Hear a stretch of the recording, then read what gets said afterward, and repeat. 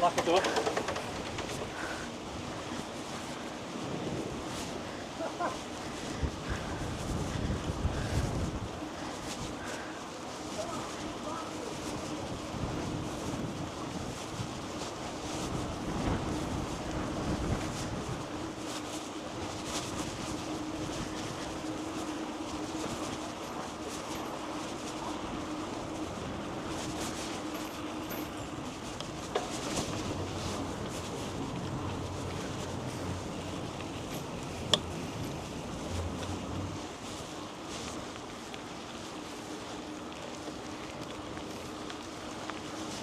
Hello, hello.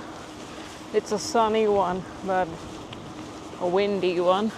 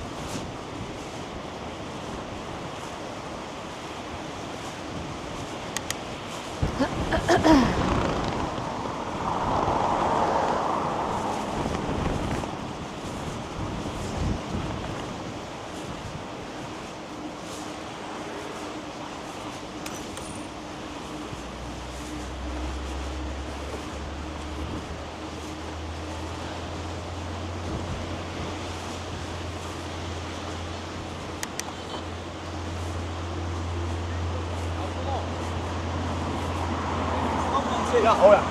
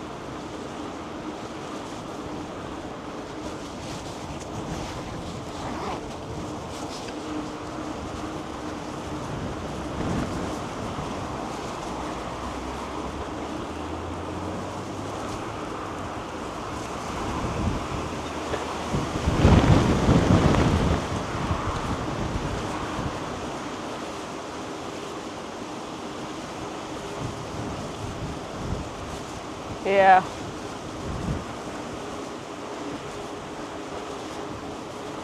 Dark clouds as well.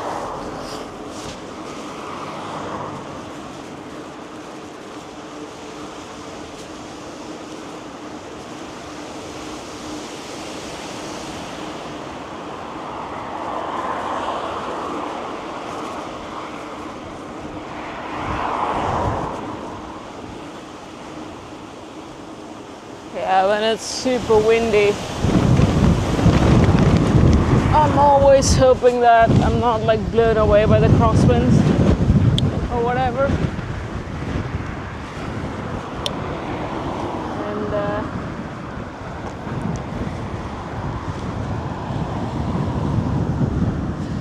hoping for none of the trees to give up and fall on me.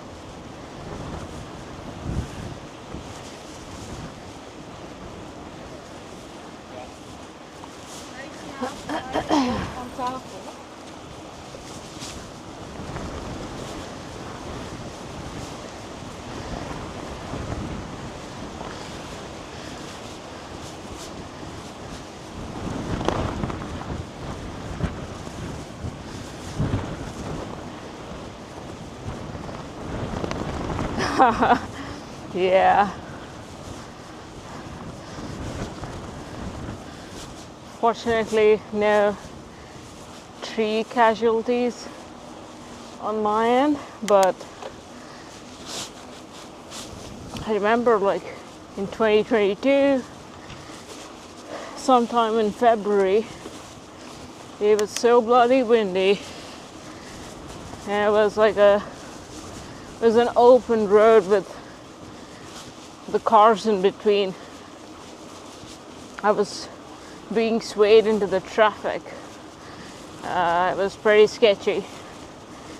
I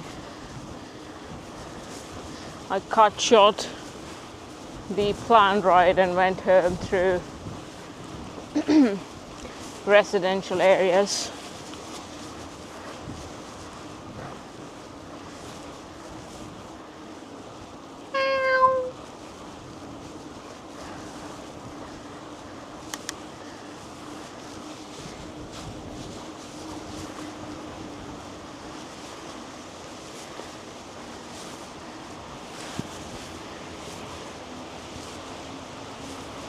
But yeah.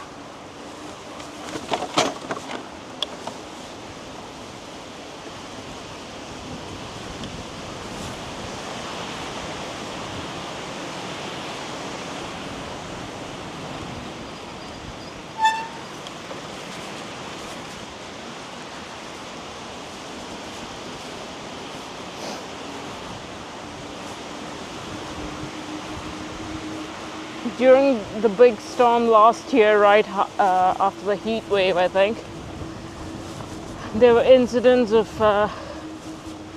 trees falling on trees falling on cars, and the cars being kind of blown away on the highway. Why the cars are on the highway when there was a warning is a bit of a mystery, but there they were.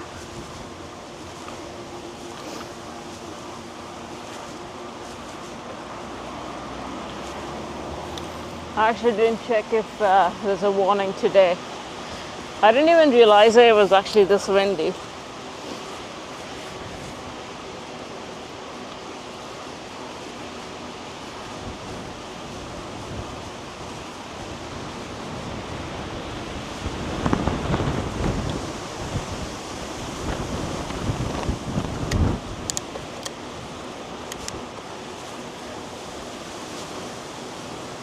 It's like a Final Destination.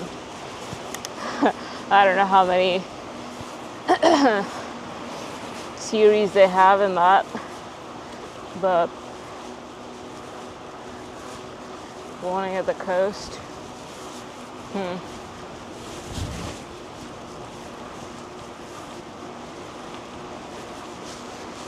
Yeah.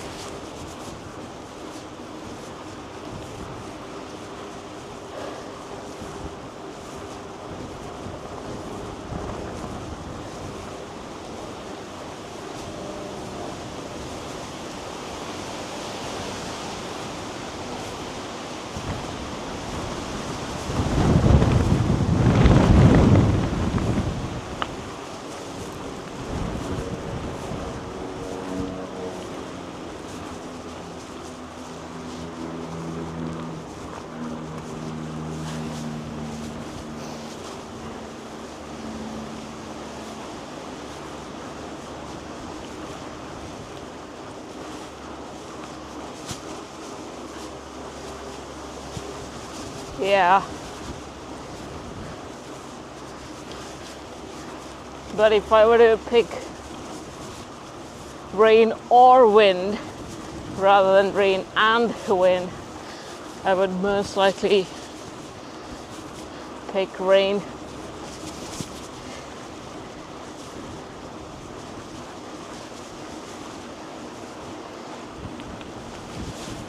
Horizontal rain, yeah.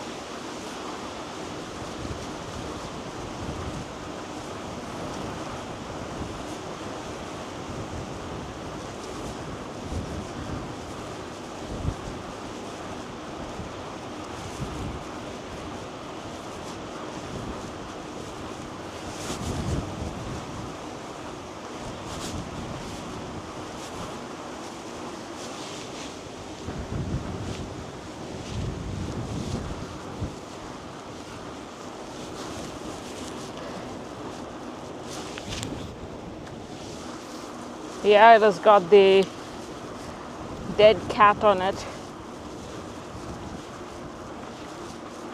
And I think I even actually accidentally pressed the noise suppression thing or whatever. It's not called that. There's some other name for it.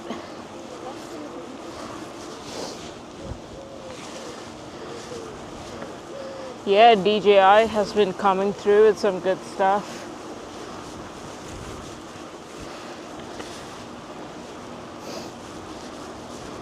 And you don't even need like a transmitter receiver combo for this.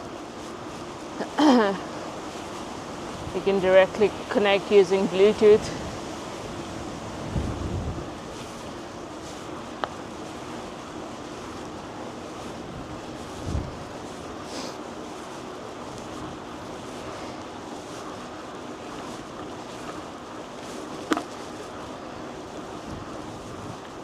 What?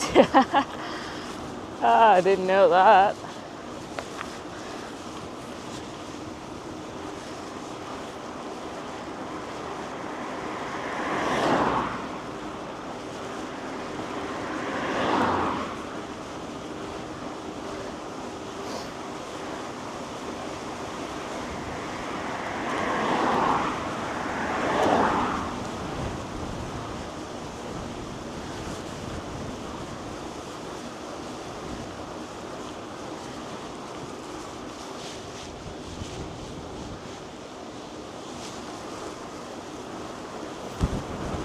I see.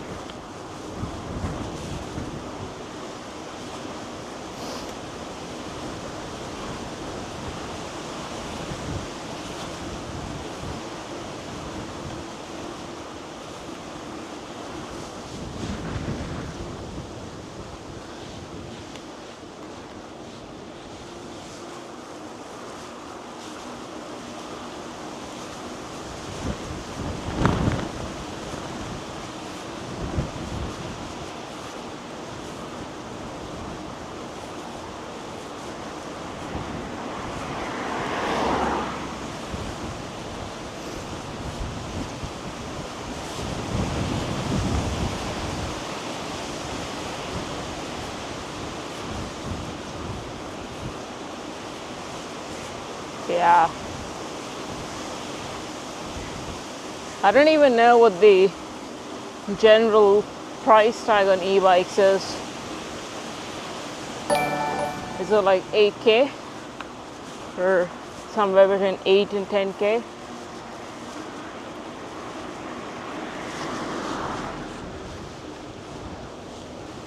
I mean, sure, it all depends on the specs and stuff, but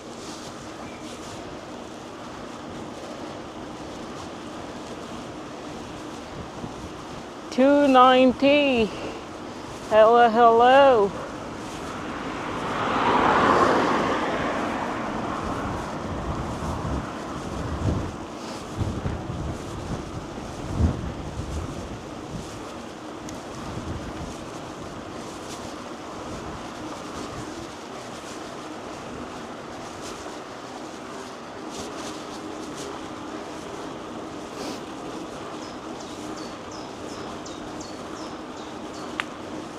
High-end 710K, yeah, okay.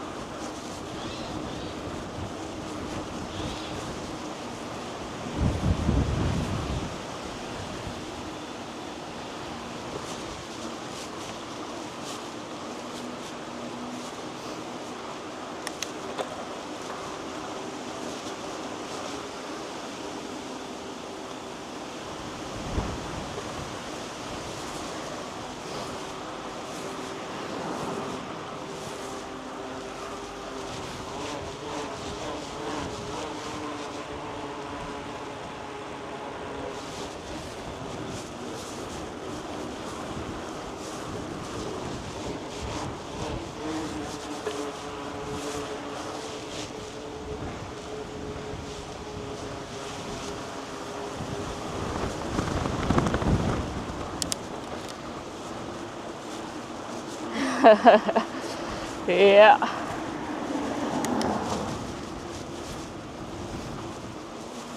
Carbon cargo bike. I mean, frankly, who are they marketing that to?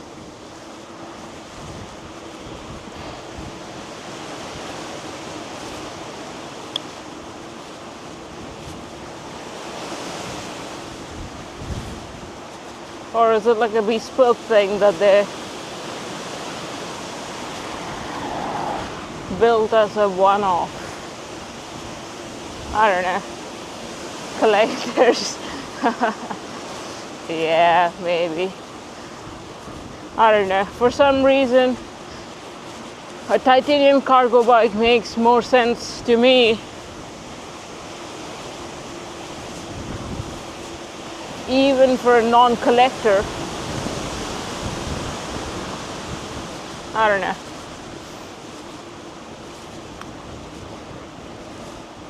Yeah. Just the thought of it is a bit off-putting, really.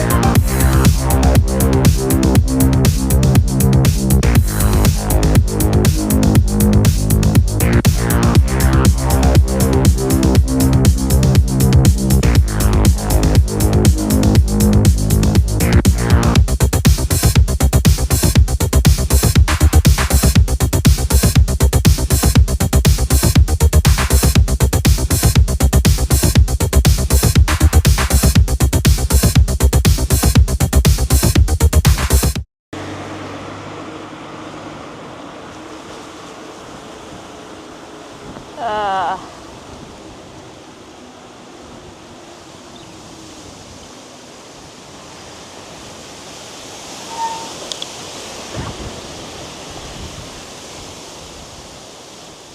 Back now.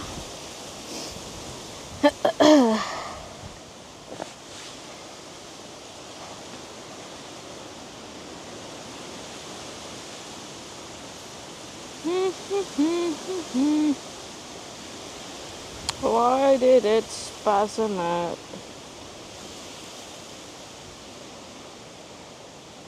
That's a bit weird. Let's see why.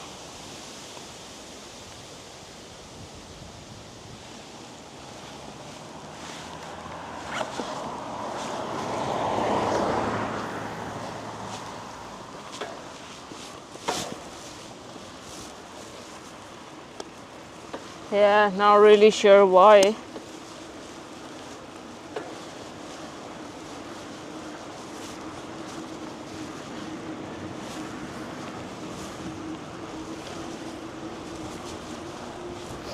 Yeah, I set that scene to auto switch when the bitrate drops like below 500.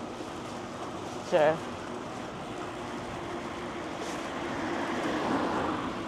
sometimes it could even be a network issue.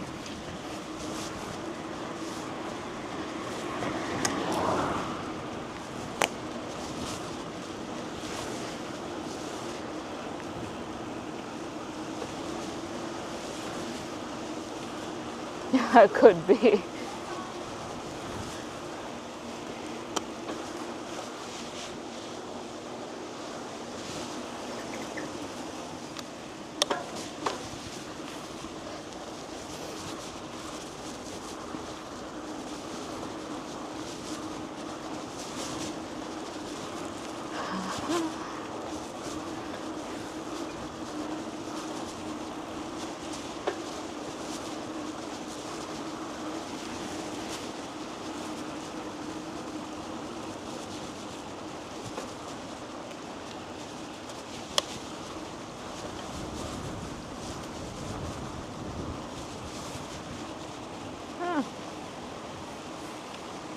These houses look pretty solid.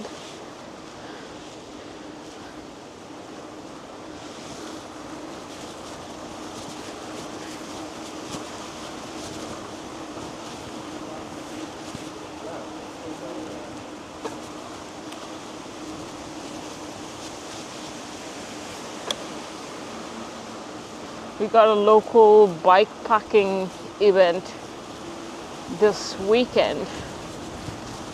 It's a paid event though. It's bring your own tent scenario.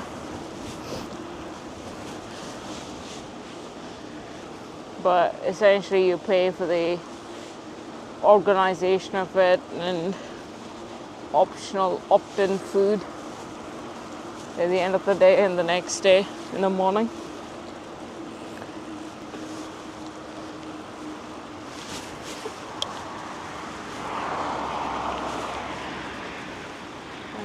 And that's kind of what we were talking about yesterday. I did it last year when I wasn't living here, and I did the shorter version of it, which is like 80, maybe like 70k each day or something.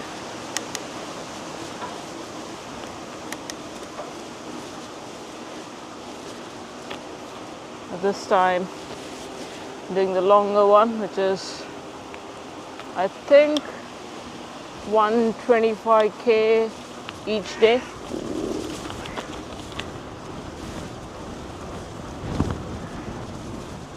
But as far as I know, the longer version actually has a bit of more asphalt and stuff.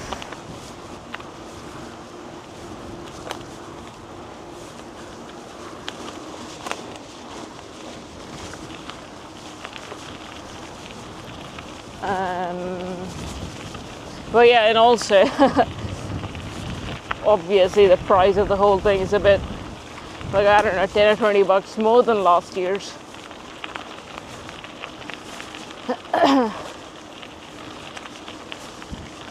So we'll see.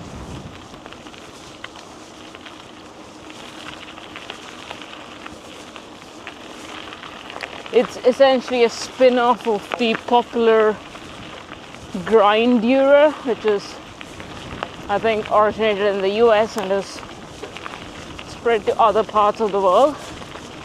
And this is called Grandura.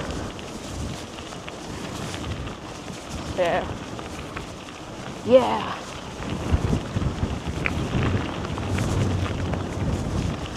It's funny because last time a couple of ladies who were hiking, they didn't quite realize that it's not a race. They were like, yeah, the other guys are just ahead, right ahead in front of you.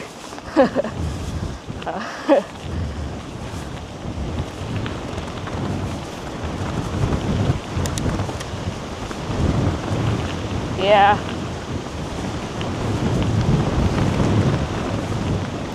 It's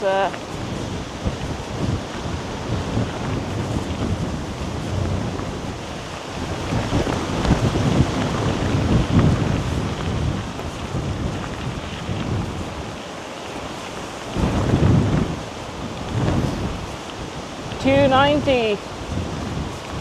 Hi there.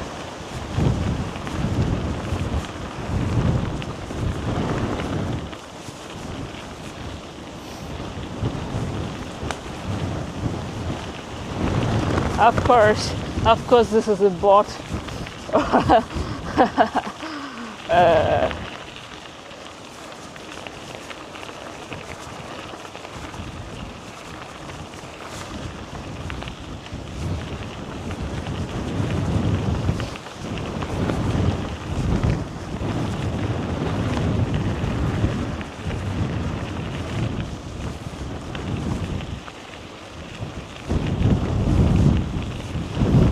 It's funny as to how they're programming these days.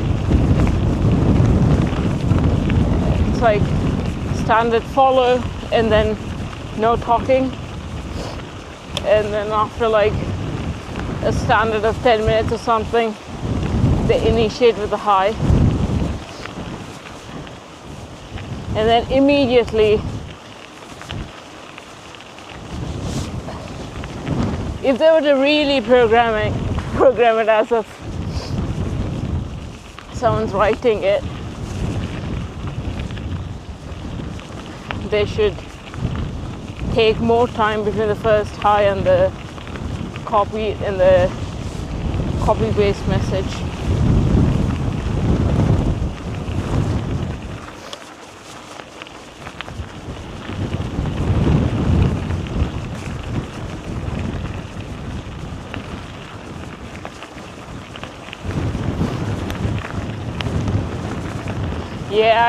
I don't think so either. You would think that it is, but I think it's just a human factory. Who knows? Yeah.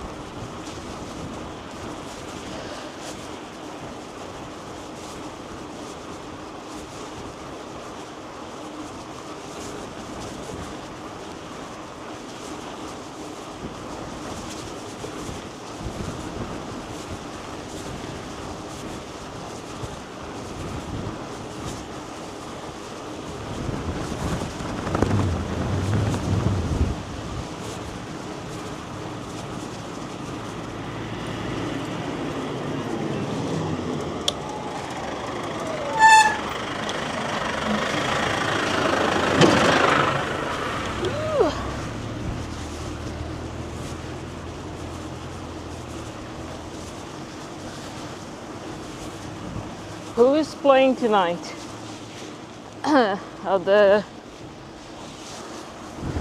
Dutch playing someone?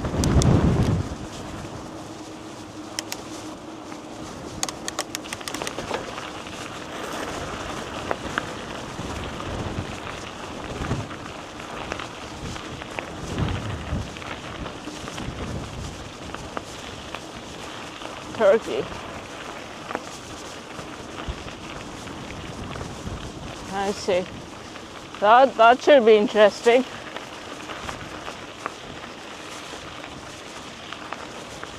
Especially in certain sections of the country.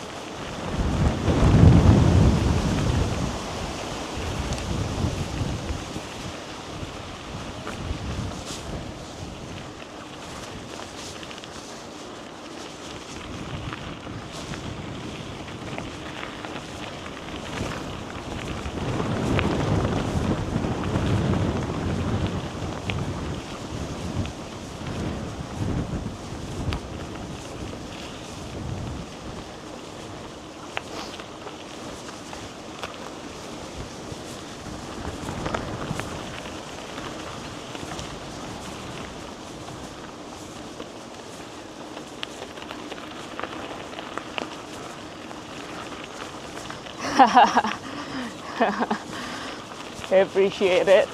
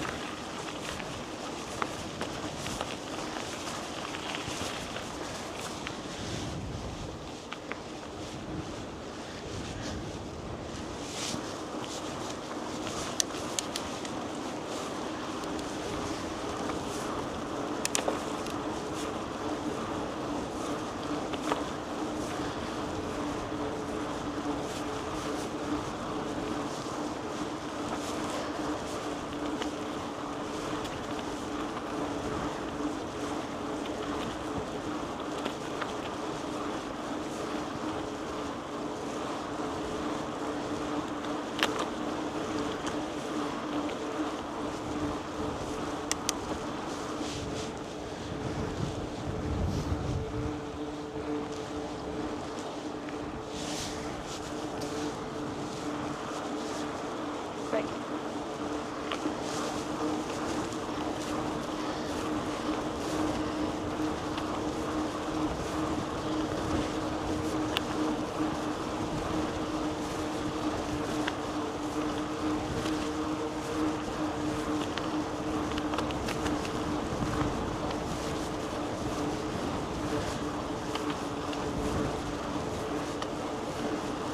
$9.72. Yo yo.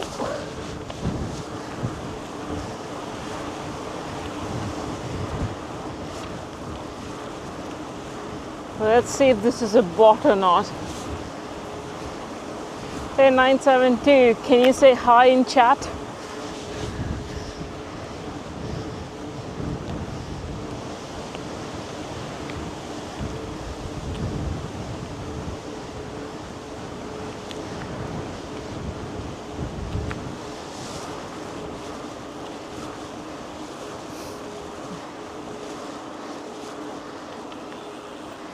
because all of these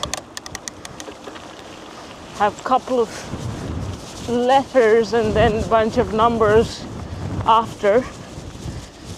It looks like they've been auto-generated through an API connection.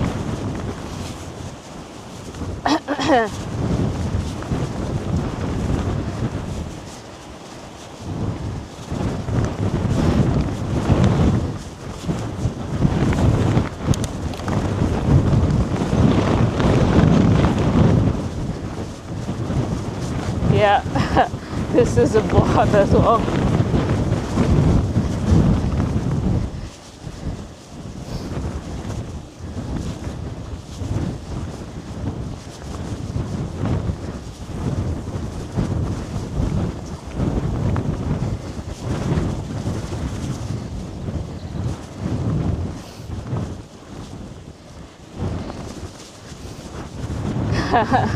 Yeah, I saw that, but I couldn't quite make out what it is.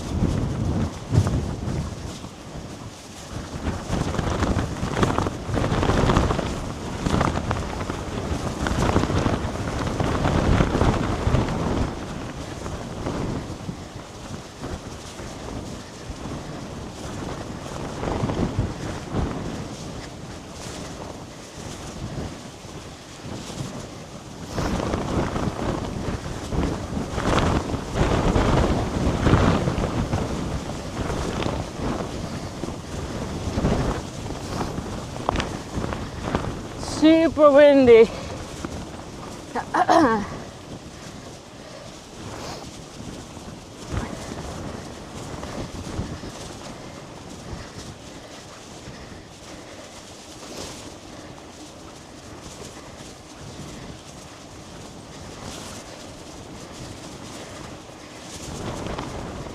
Yeah.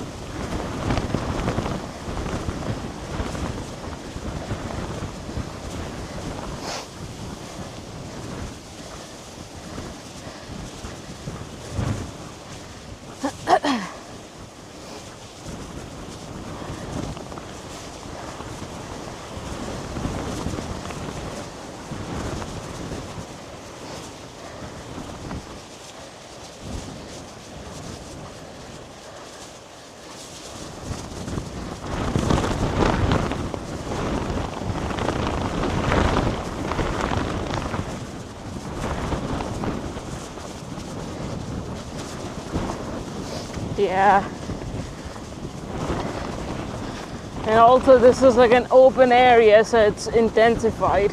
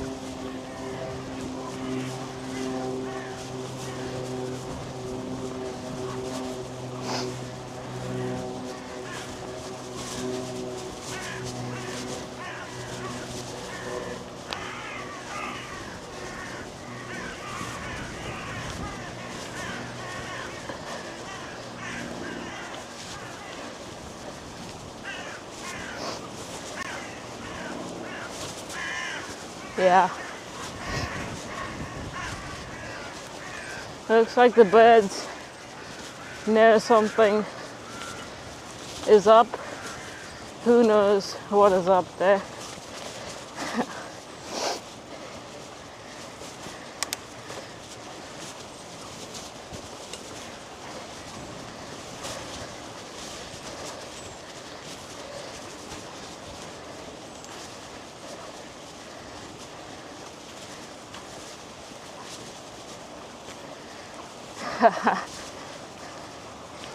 Yeah, quite possibly so for them.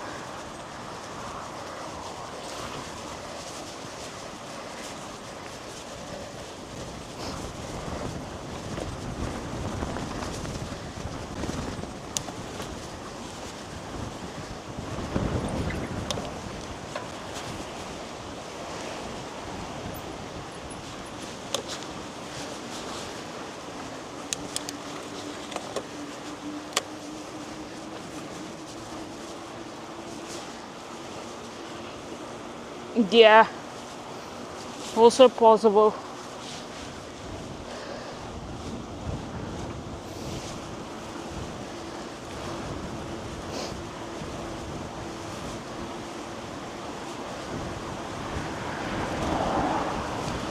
And not just that, like one of the thought experiments we did when we were kids was, what if the green you see is actually, I don't know, say red in my case and blue in your case, but the reference is the same, and we have been told that that reference, which is the absolute, is green, and we just call whatever that we see as green, and it just happens to be different things in different people's cases, but one. If that made any sense. But not quite possible, because there's not too much of a difference within the human eye, I suppose, in terms of how we perceive the wavelengths being reflected. So it's just a non-scientific thinking.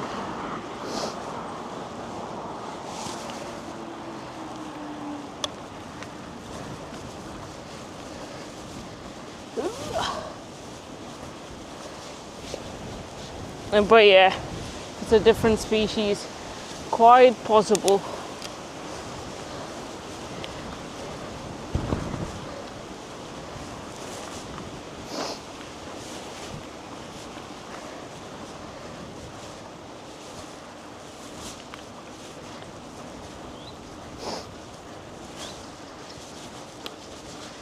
Yeah.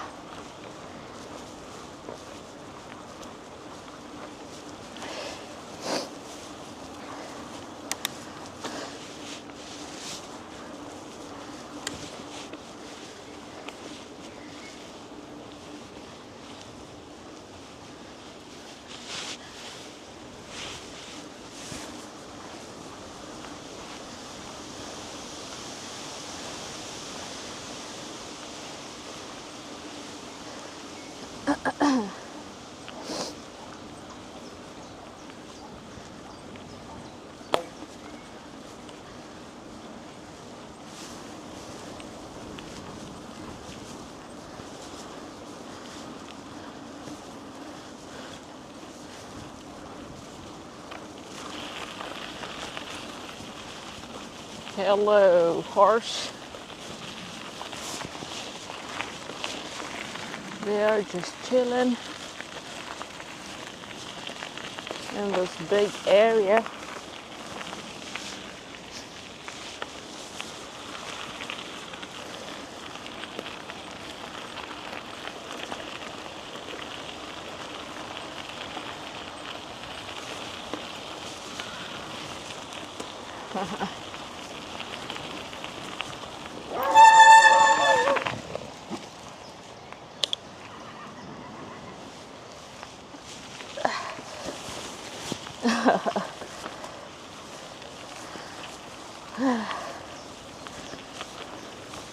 This tiny bagel kind of dog is not even a guard dog. But fortunately, the dog's mouth was guarded with a thing.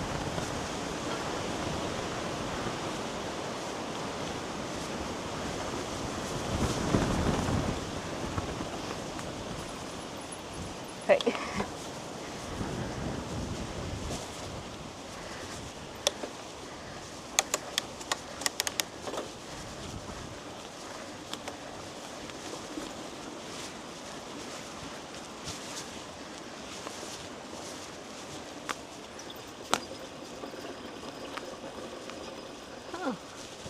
What is here?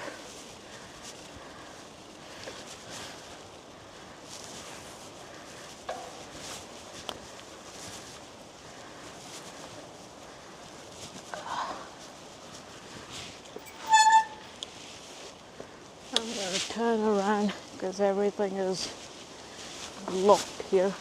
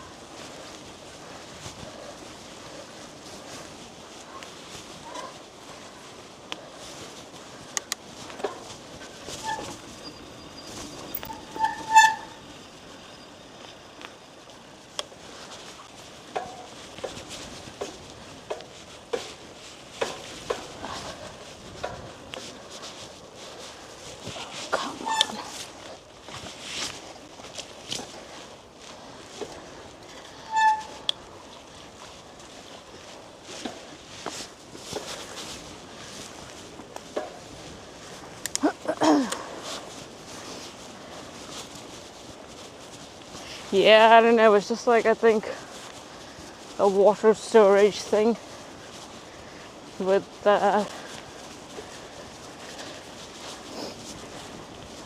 some corrugated rooftop that's been just dumped there. I don't know. It's a bit weird.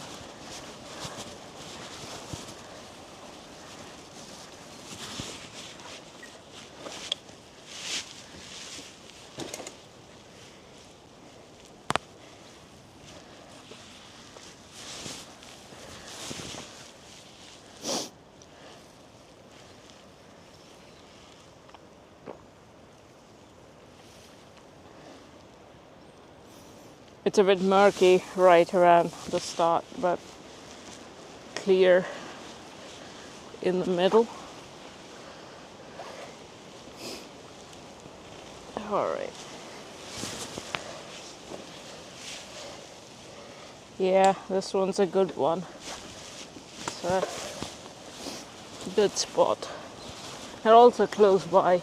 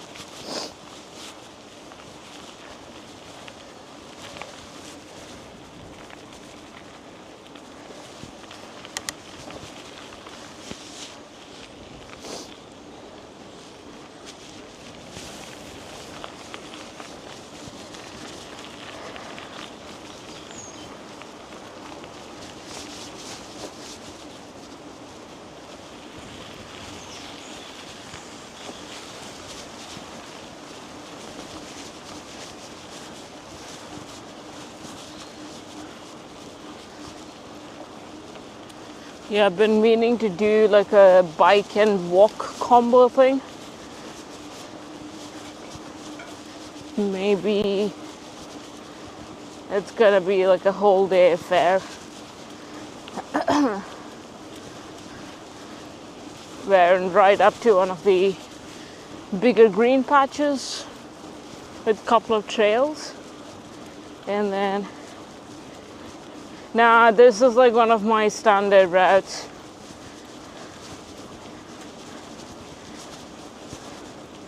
I think I probably made it a long time ago and changed a couple of waypoints here and there.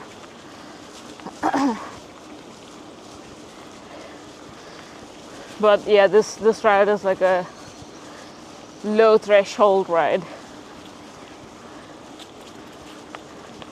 But also get some trees and stuff.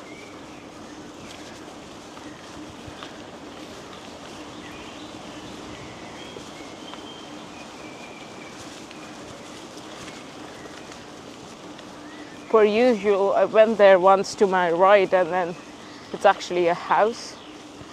I mean, the couple of houses surrounded by the woods. And the dog almost got me.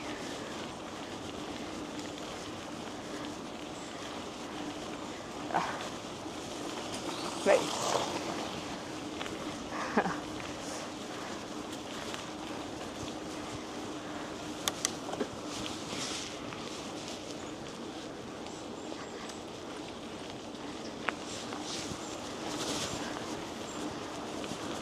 Yeah, but back to the bike and hike or bike and walk or whatever you want to call it. It's going to be like a whole day affair.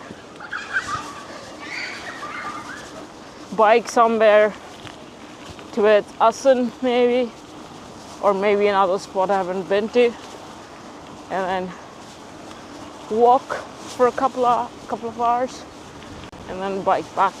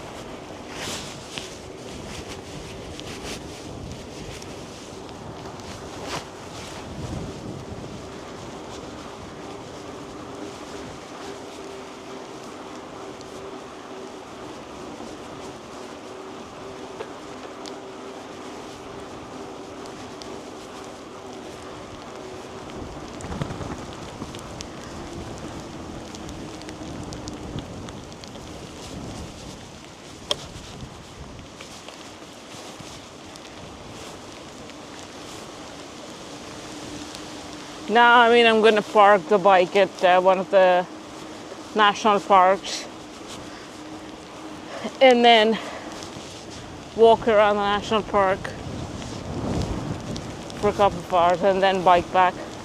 Like a duathlon, essentially, but with biking and hiking.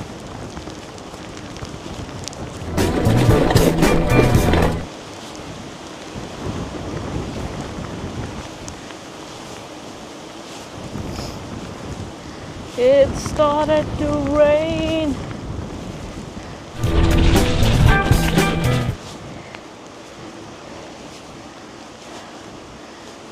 Classic.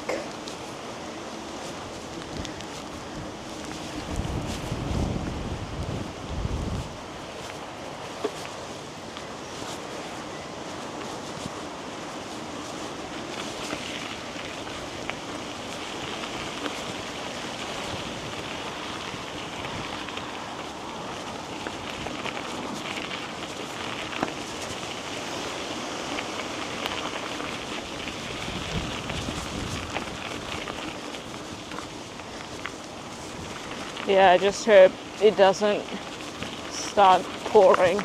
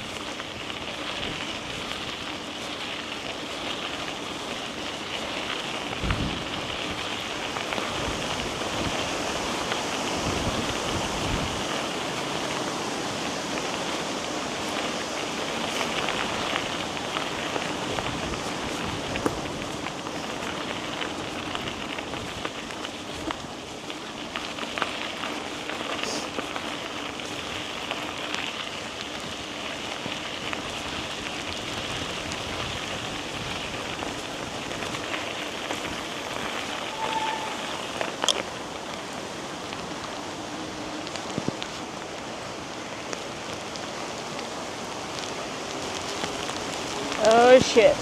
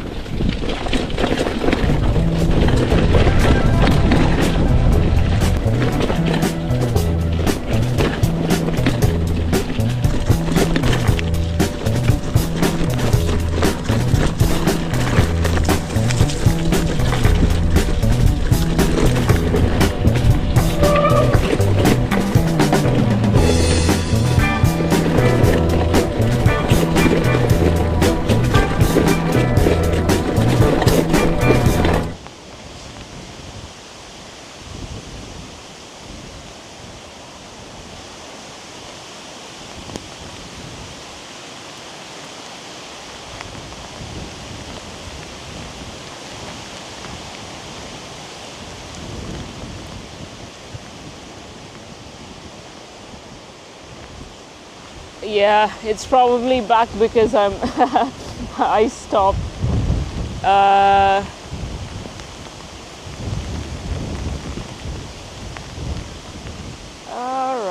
right.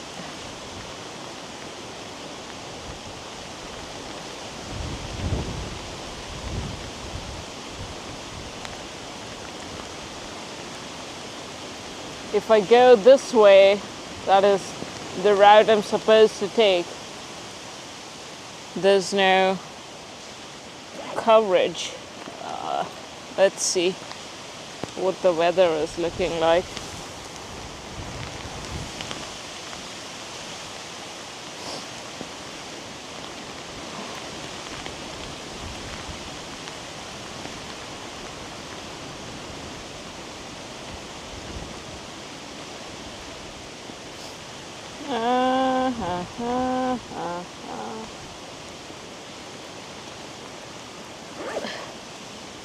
Probably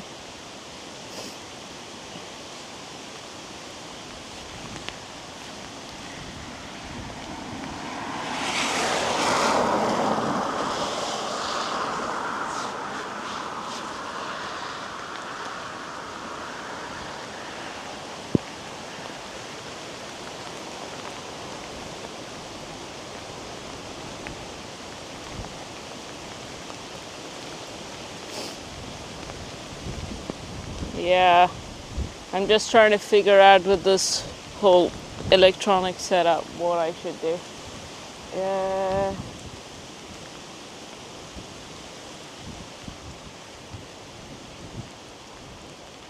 It's starting to decrease a bit.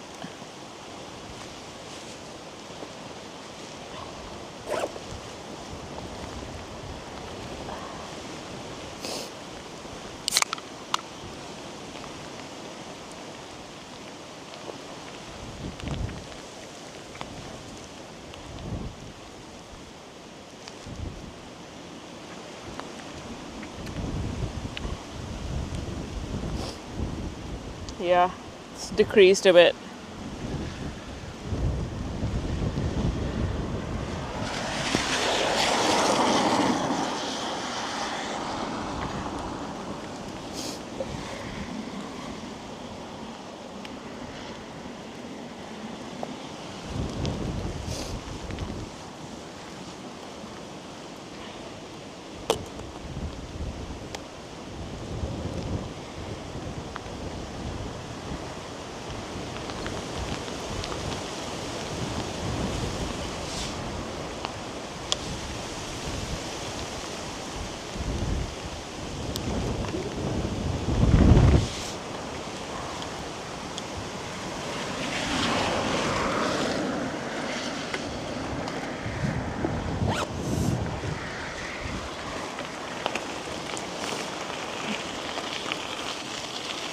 All right, let's keep going and see what happens.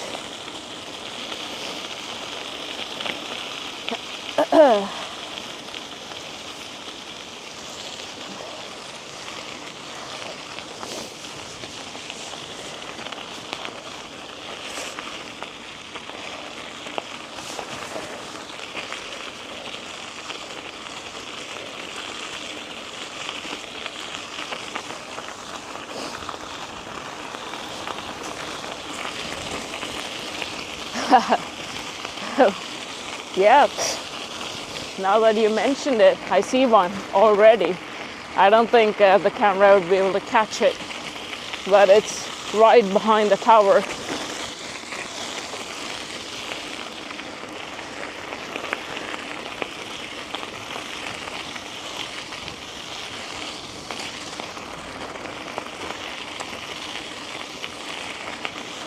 Yeah, it's a small little arc, not the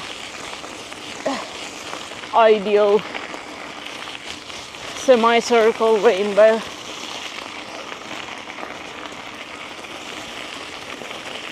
Yeah.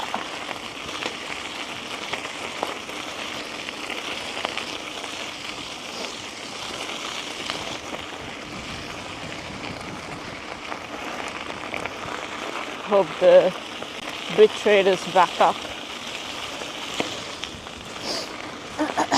Seems to be all right.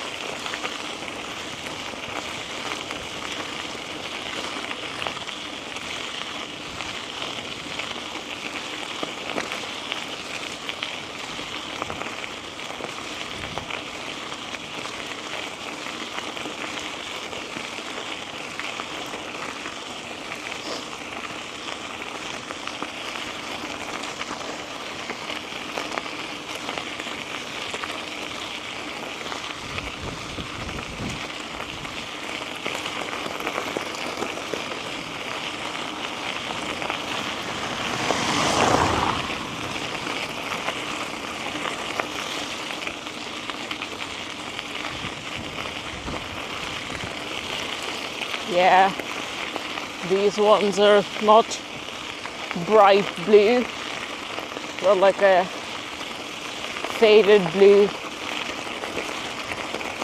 I'm always a bit skeptical of large groups of cows because sometimes they just go crazy.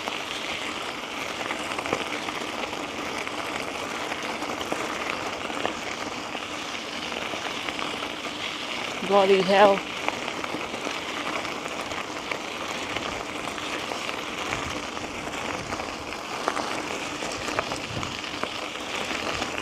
Yeah.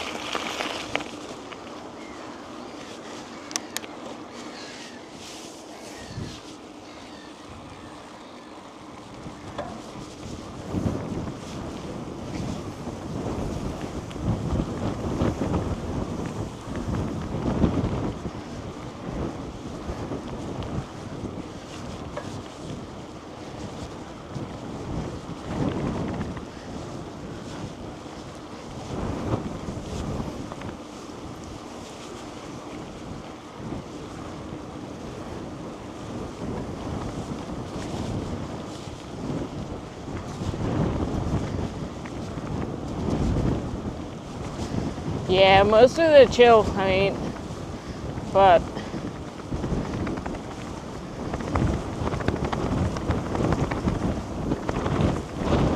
they're big, they're pretty big. I think it's just their size itself which is a bit intimidating, especially when there's like, I don't know, 50 of them together.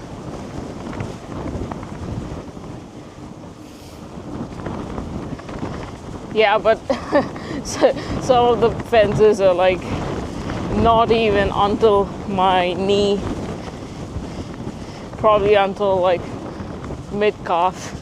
They can easily jump it if they are in a mood to jump it.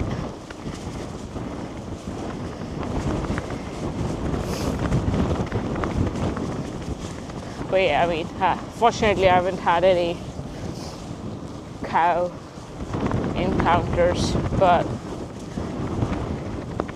I probably had one, but they were like, no fence, just cows on the road.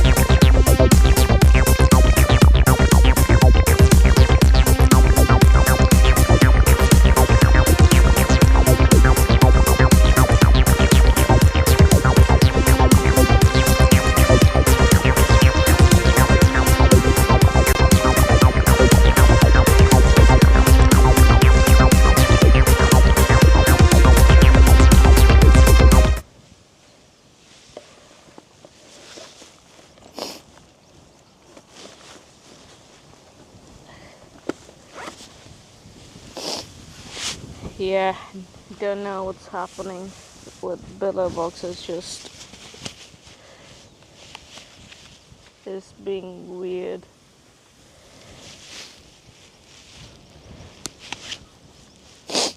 I mean, billow box was fine, it was still blinking.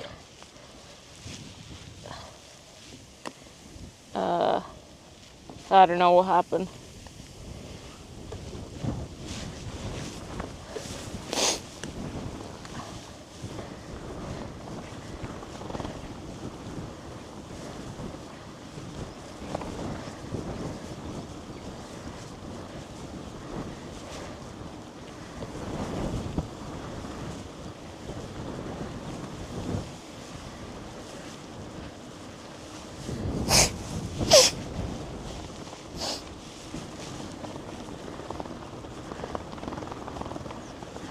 Yeah.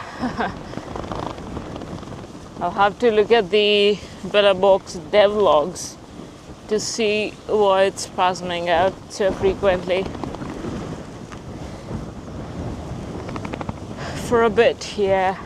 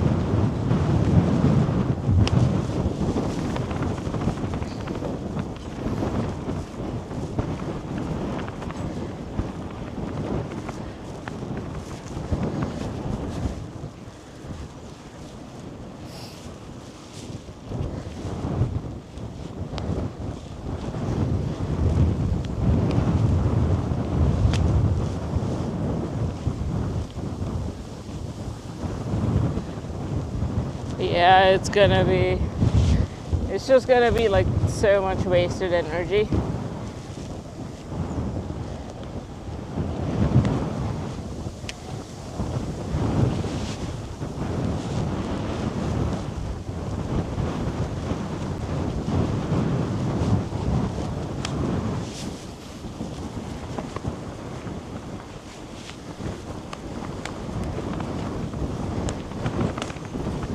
Oh, come on.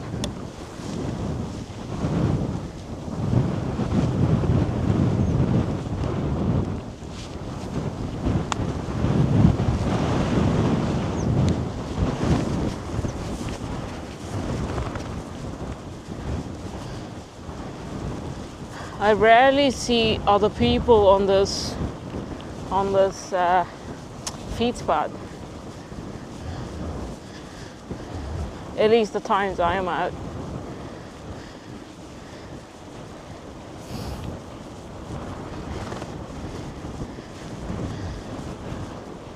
But I mean, I would prefer these headwinds over the crosswinds any day.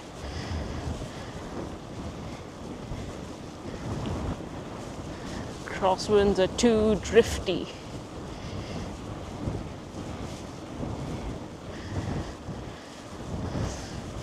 There's a lookout point to the left. Maybe we should go there. Yeah. Let's go there.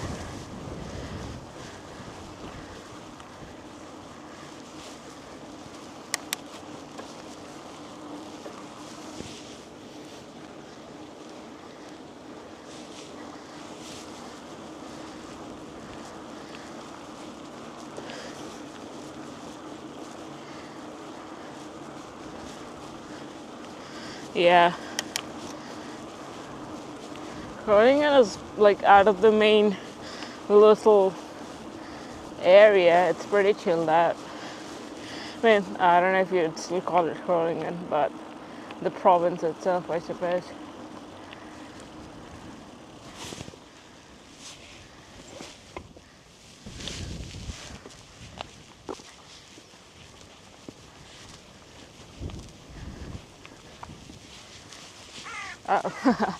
Here is the opening. Oh well, didn't see this from there.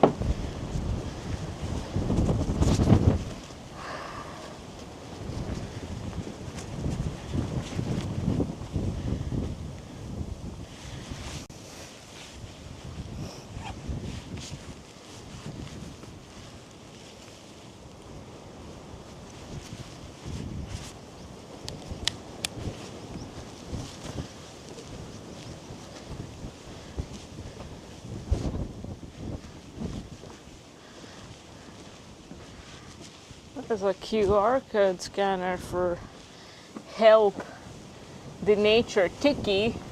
Come on, government, I'm already paying lots of tikis in the form of taxes. How many more tikis do you want me to pay?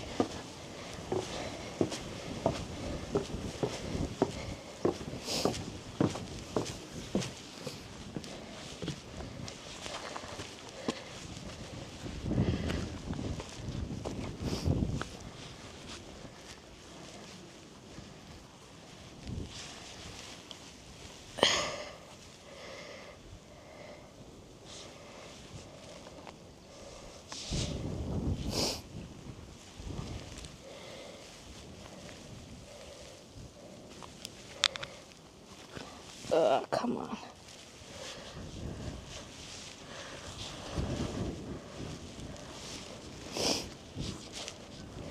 Yeah, I mean, even without the frame bag, I think I just don't like crosswinds. It's also like a thing. Since I've told myself I don't like it, it's always like,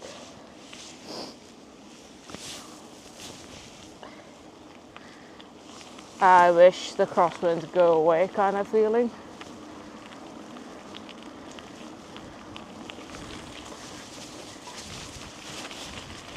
But yeah.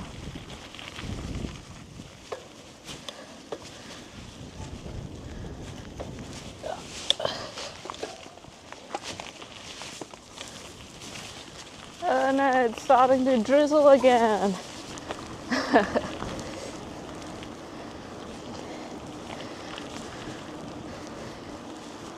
Yeah, looks like a nice little spot.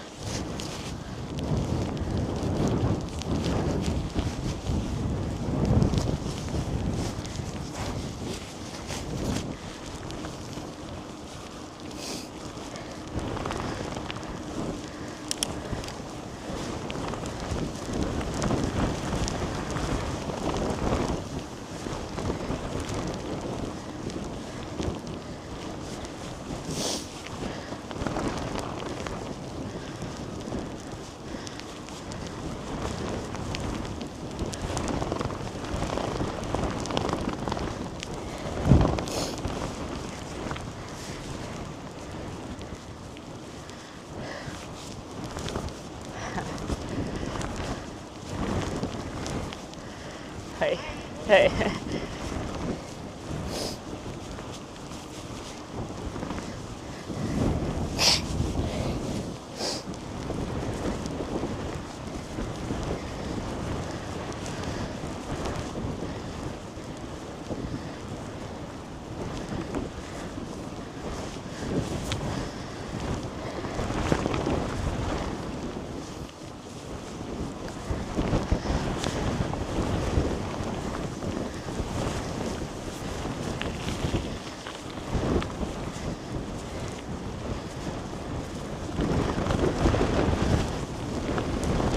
Yeah, my cycling growing up was heavy traffic, hot and dry and dusty and polluted.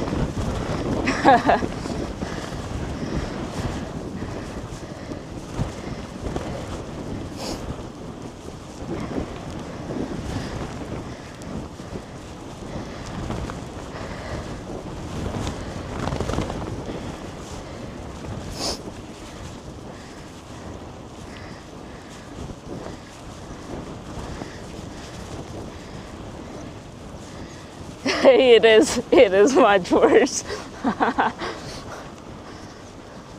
So I'm fine. I'll take crosswinds over that any day.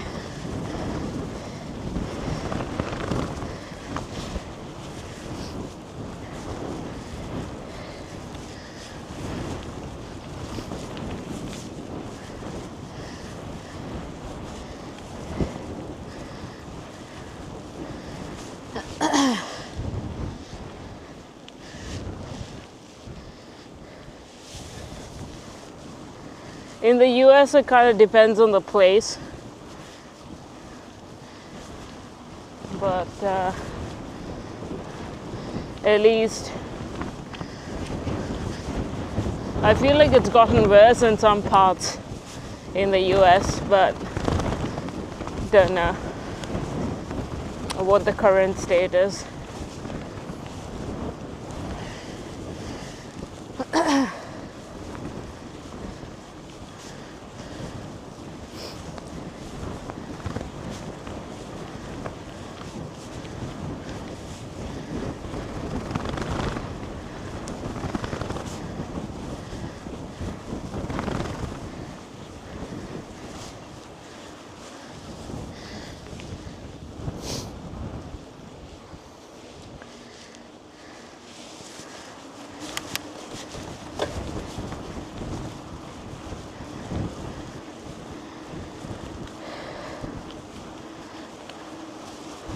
Yeah, for a pretty solid amount of time.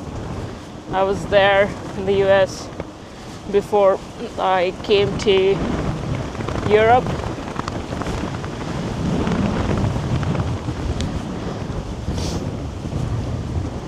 But mostly on the West Coast, though.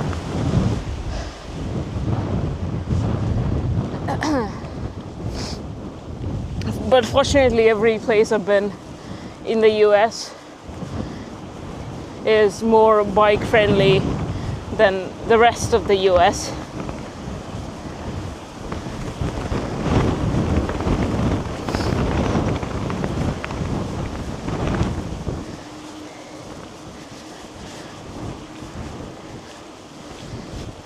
But yeah, I never really lived in New York to get the New York bike culture taste.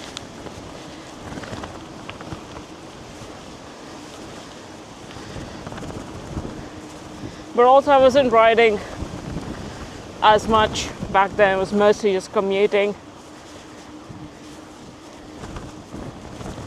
and riding around and stuff.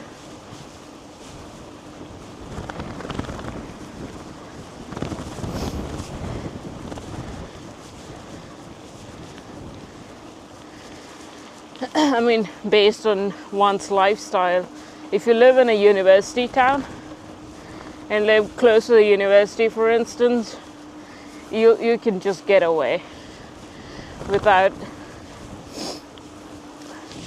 having a car. But if you want to go anywhere else, that's just how the country is built.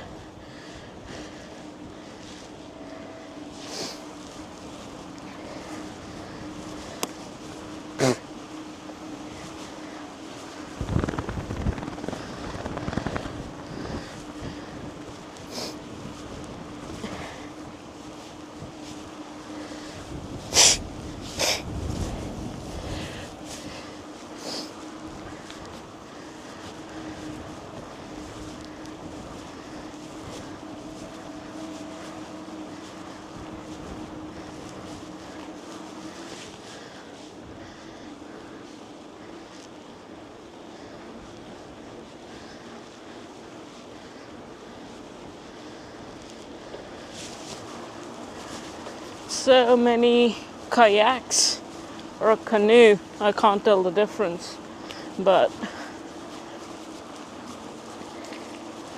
speaking of kayaks and canoes, pack rafting is something I've been interested in for a while. I haven't done enough research though. But multimodal stuff through the bike is always fun. I've seen a bunch of people do fly fishing in combination with riding their bike. That seems a lot of fun.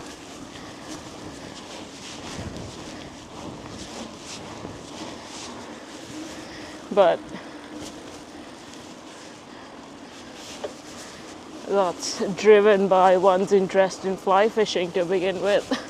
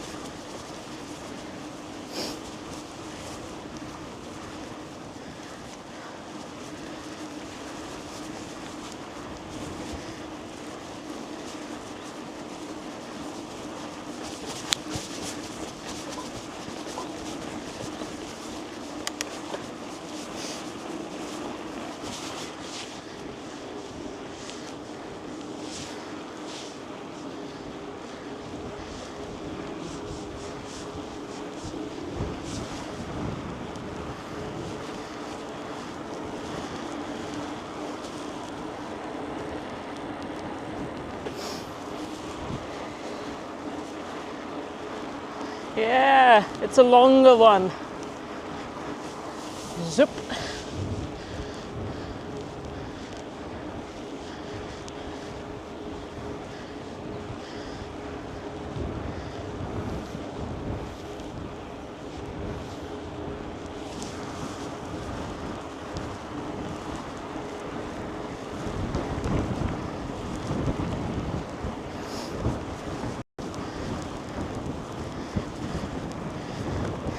Speaking of fishing,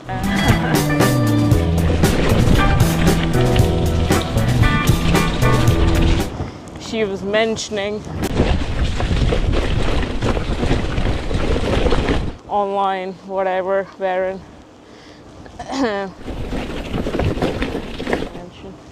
online dating stuff or whatever, and then especially in Sweden, fishing seems to be a big thing.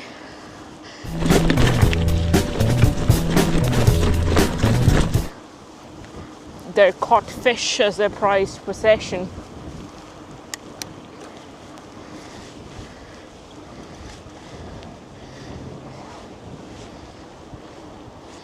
Bit rate a bit low.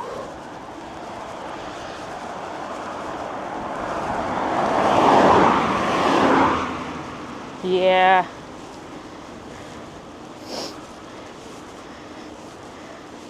It's climbing up.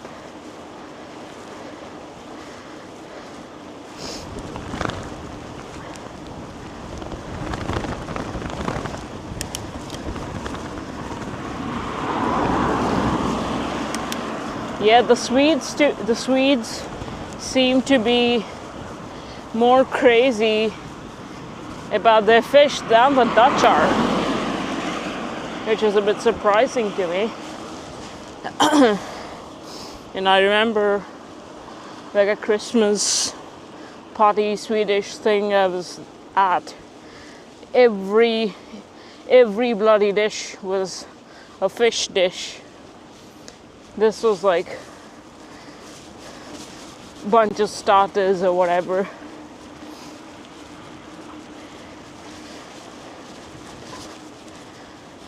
And one of my friends is a vegetarian, and he was like, oh gosh, what do I eat?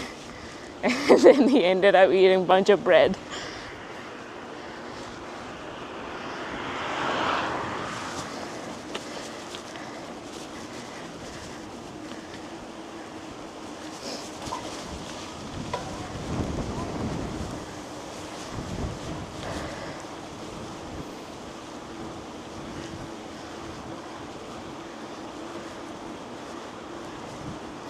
Class on the Dutch coast. Yeah, I can imagine the coastal areas being pretty heavy on the fish.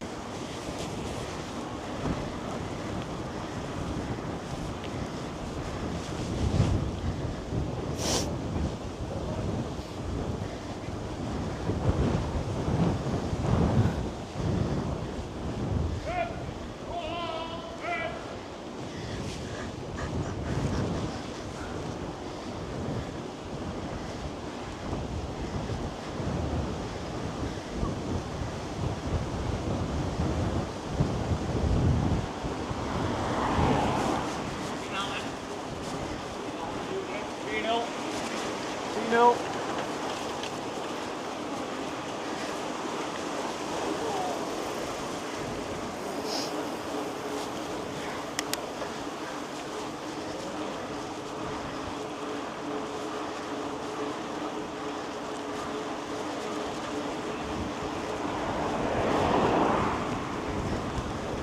That's pretty cool. Yeah. I mean, that's kind of still the case in, I suppose, rural parts of India. Not quite sure. But I grew up in the city. Also, my parents are vegetarian. So,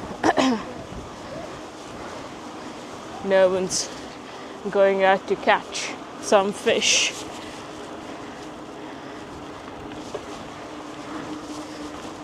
And also, it's funny as to how it's not a thing people do.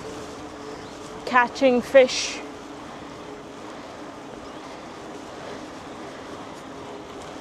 He said, "Oh, going to the match." Yeah, I figured he said something to do with the match because I'm wearing orange, but couldn't quite figure out what he was saying.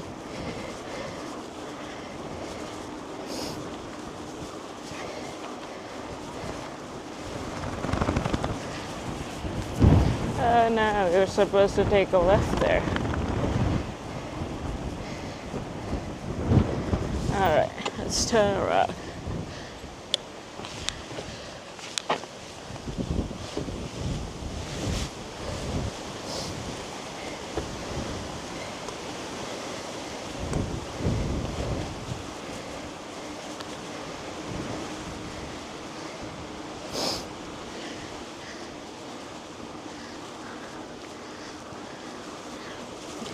Yeah, all these kids always have something to say to me. I don't know. I don't know why.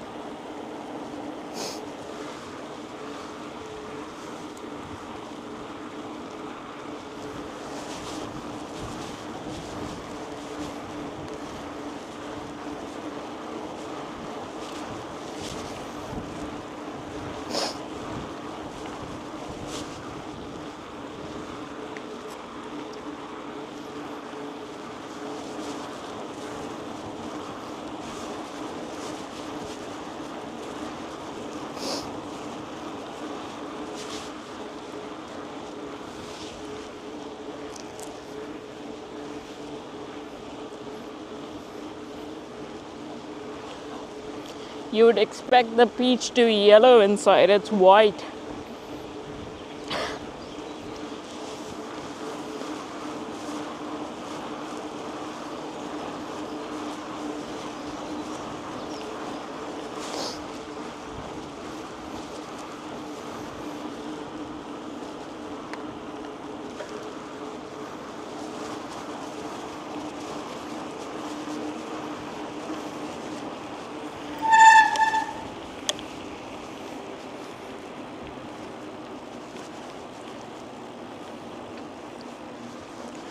Oh no, I hope this isn't the route with the stupid long bit of stretch, which is just a straight road. I forgot which one it was.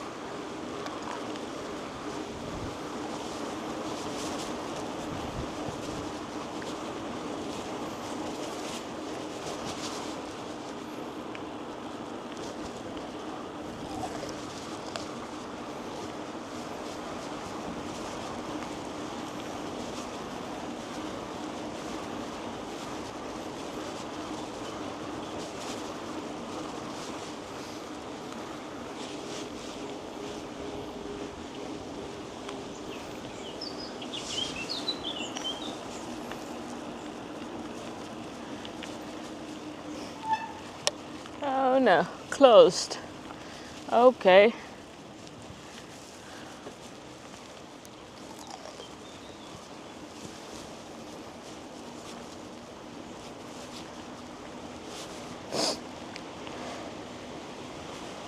Yeah.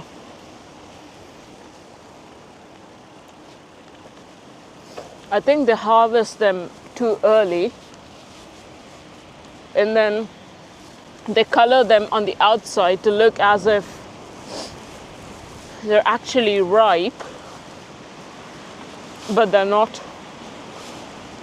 At least the fruits are a bit better than, these fruits are a bit better than avocados. Avocados are absolute shit here. I mean, that's the case everywhere, but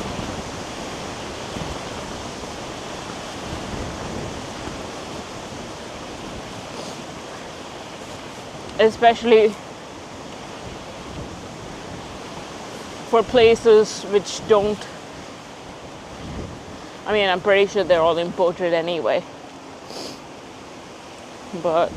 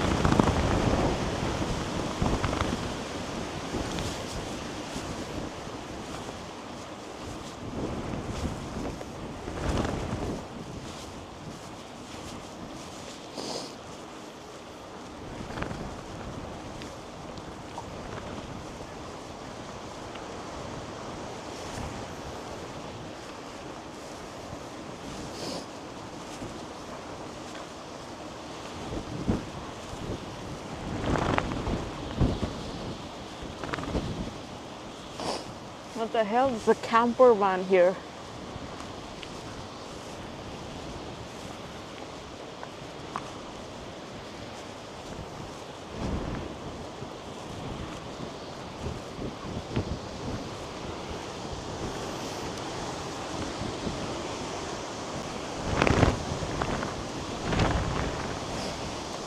I could go see, but there's no one around and I don't want to take my chances.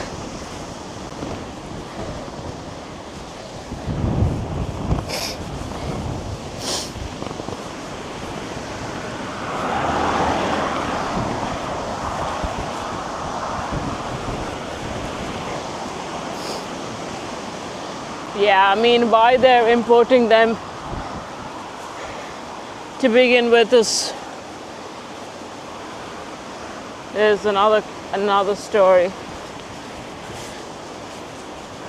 No one's gonna die if they don't eat that unripe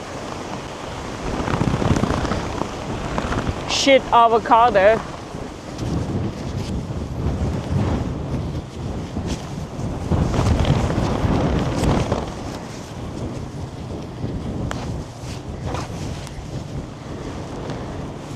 Yeah, seems like a wild camper. Just didn't want to bother them.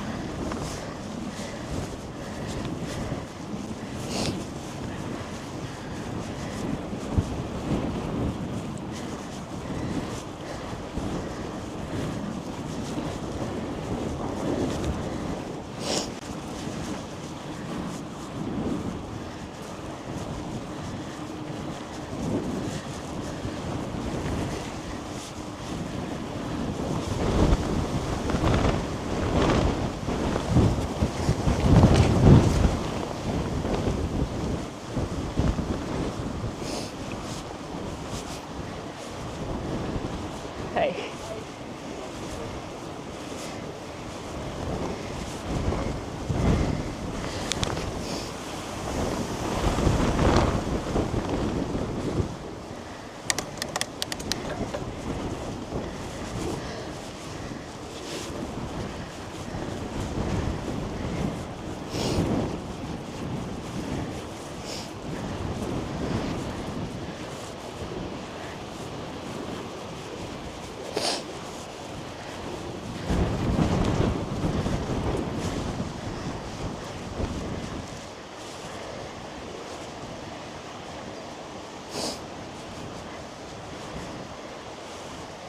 Yeah, that's pretty that's pretty convenient.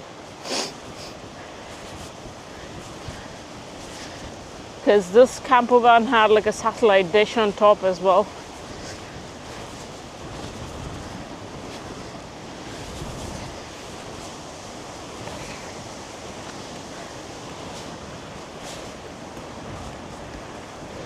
Maybe it was him. Yeah, quite possible.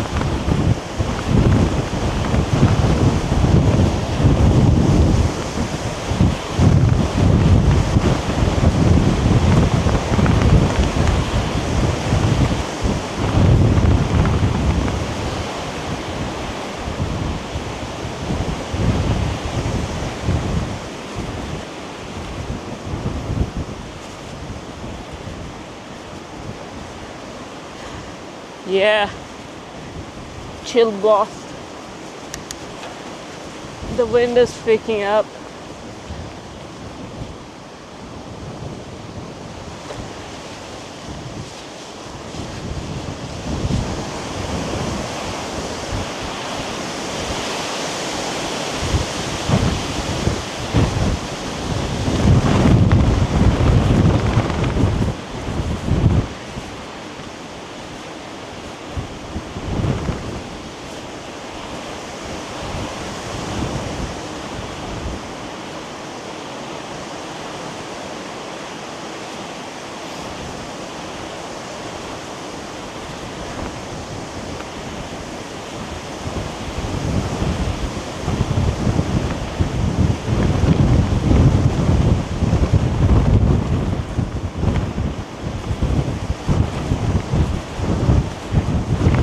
Since that thing is closed over there, we have to go all the way to South Larvin city center and then cut through there.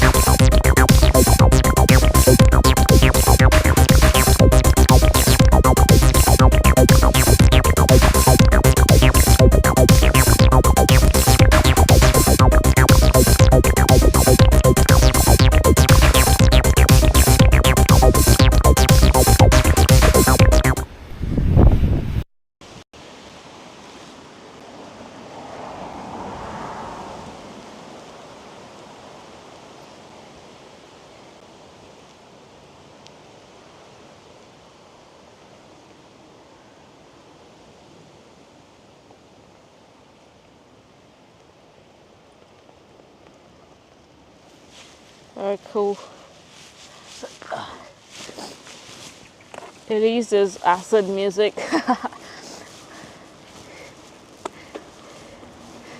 Yeah, that's actually from, there's this piece of software called Sonic Pi, written by this British guy called Sam Aaron. You can code music up in that, and that music is one of his pieces, and I think it's from one of his live streams as well. And I basically extracted it out.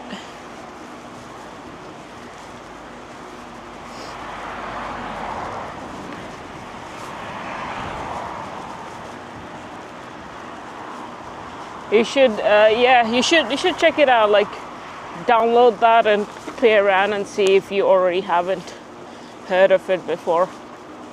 It's fun.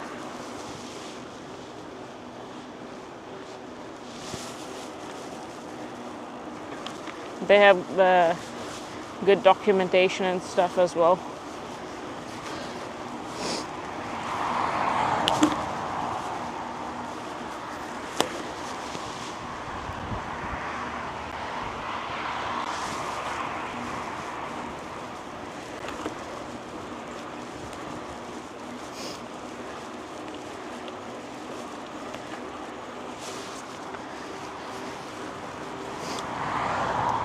Once in a while, if I don't feel like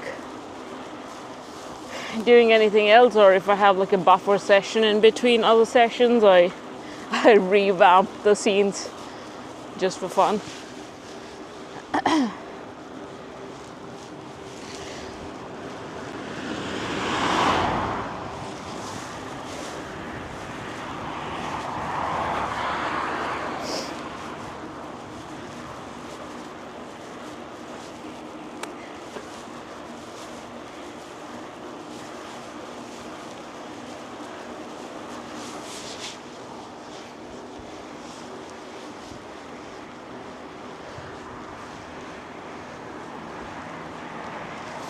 Yeah, it is.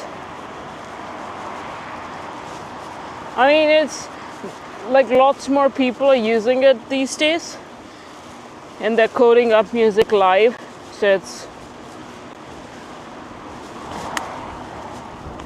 but yeah,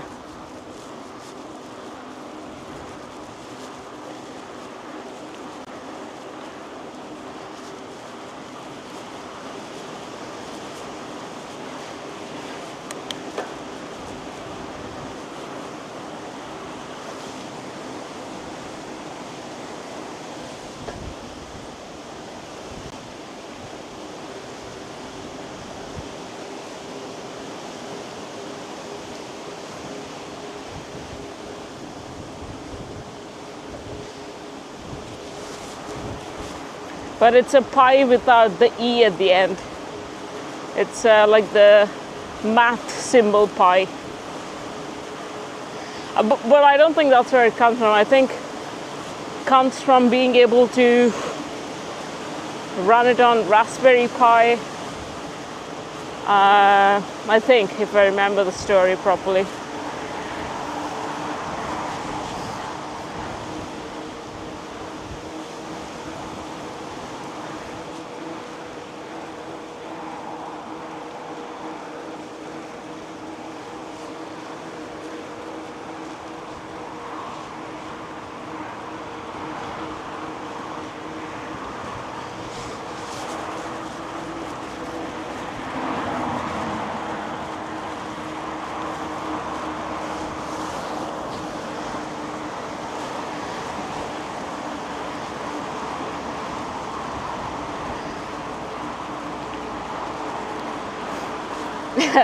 I kind of figured.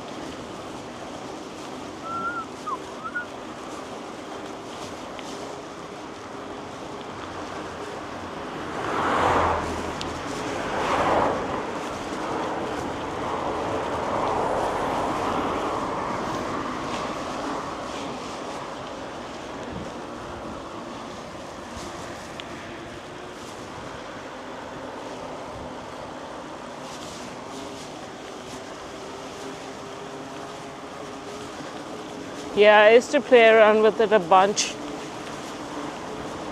but nothing too complex though.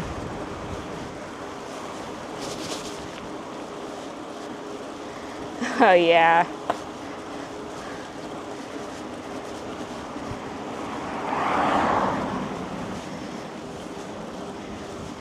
Also adding like a new variable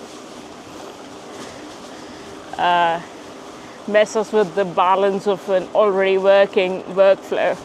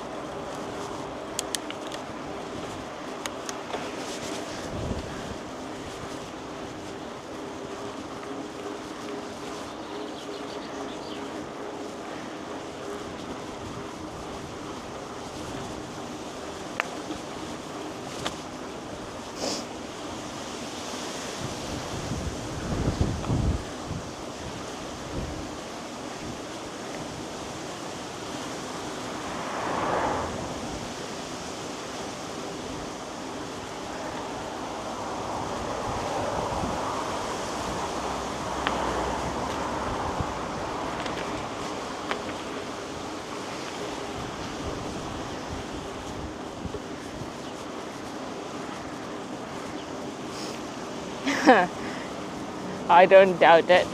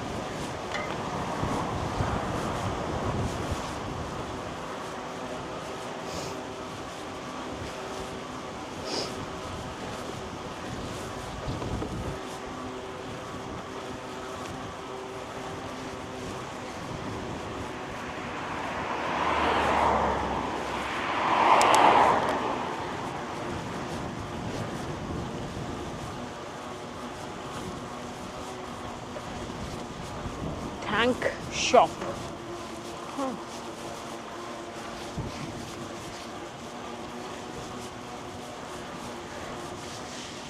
Diesel 176.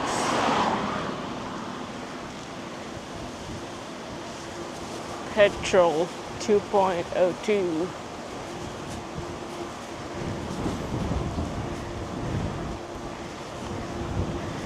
Yeah, that'd be great. Let's we can do a collab.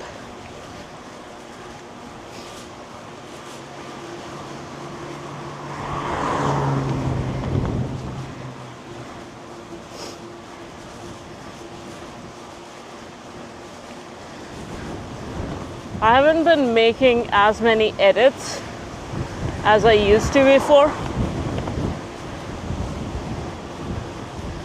but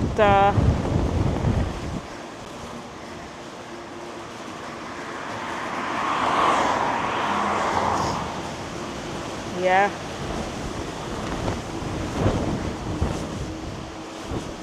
Hey.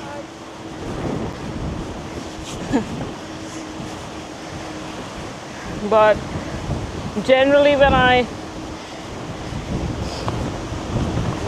these days I only make an edit if I go out with other people.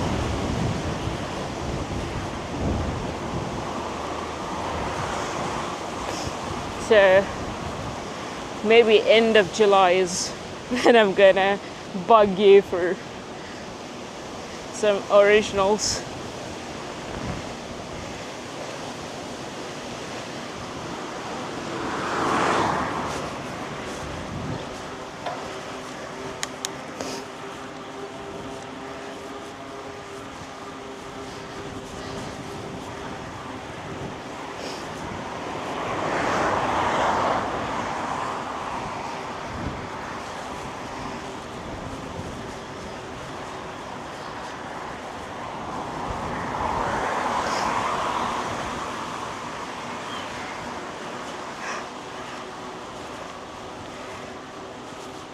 Well, thank you. I think over time I've kind of learned what I like. And in the process I've also learned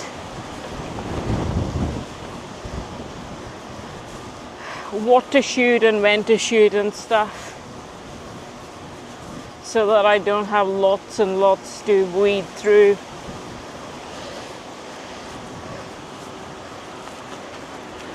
But yeah,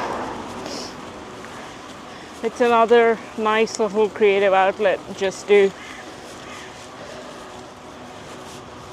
do something.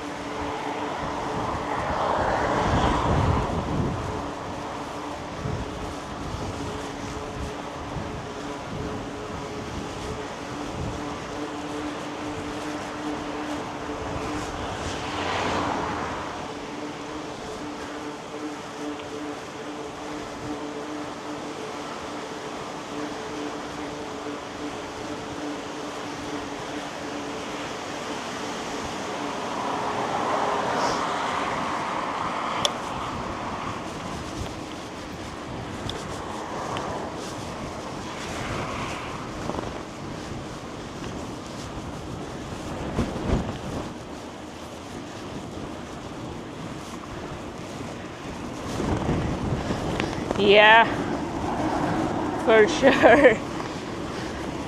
It's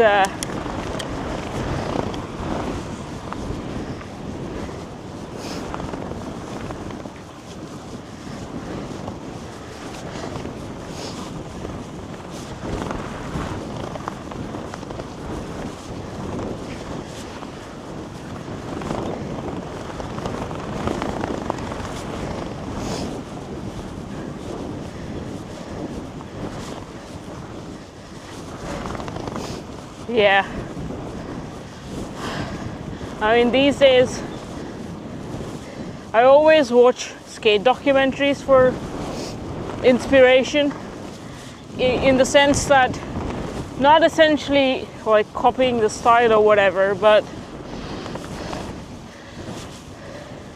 more so the vibe of it.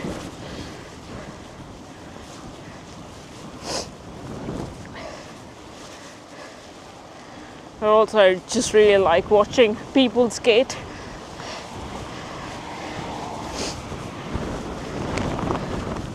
And anyway, the reason I bring up skate stuff is old gear, like piping in footage shot on old gear into new age stuff is quite the trend now. To the point of some people will actually shoot it on VHS tape, pop it in to get another layer of whatever. They'll play it on the TV and shoot that with a modern camera again. I mean, if they enjoy the process and if it works for them, more power to them.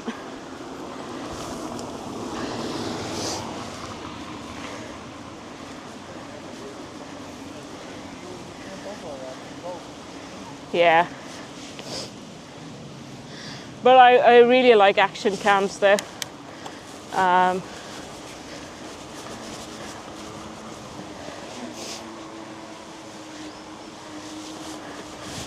I like point and shoot.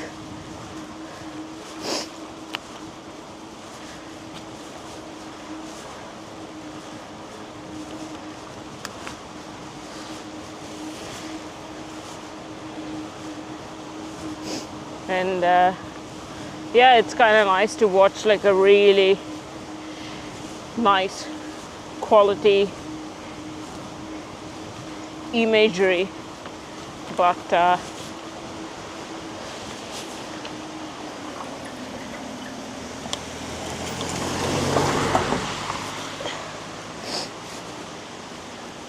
it isn't worth it in my situation.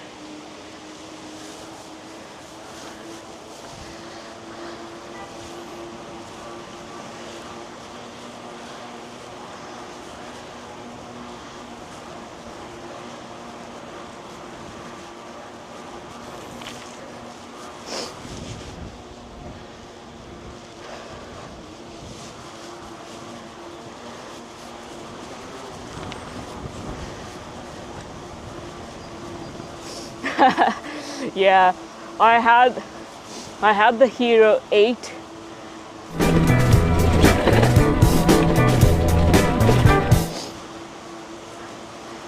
And then I got the 12.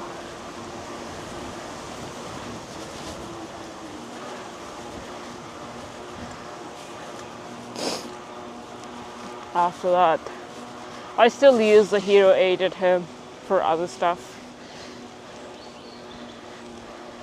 But is the Hero 2 still working?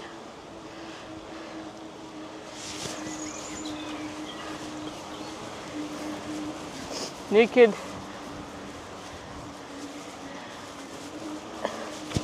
yeah, like watching the whole thing on that might be a bit too much, but clipping that in with like phone imagery should be alright, is what I'm assuming.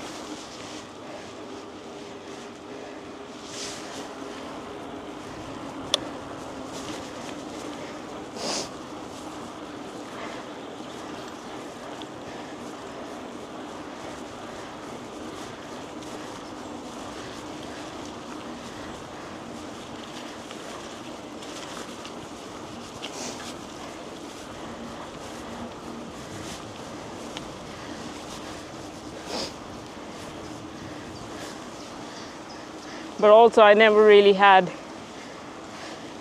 anything before the Hero 8 stuff. I mean, you don't essentially you don't have any tools if you're born in a poor country and you're not well off within the country.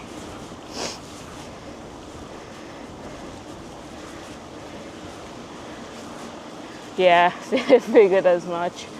Don't even know when Hero 2 came out.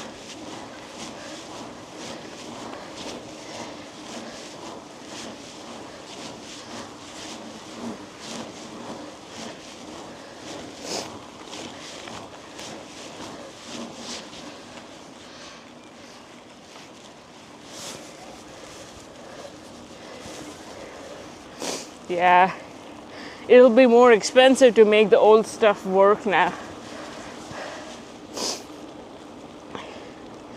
Like, cost is like one of the reasons. I forced myself to not buy a film camera. It's romanticized, and sure, I'm pretty confident that I like the process, but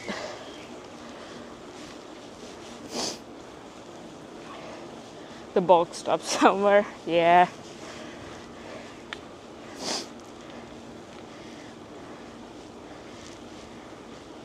Your next generation might find it at some point. If those things still actually would be intact. Hey John, evening.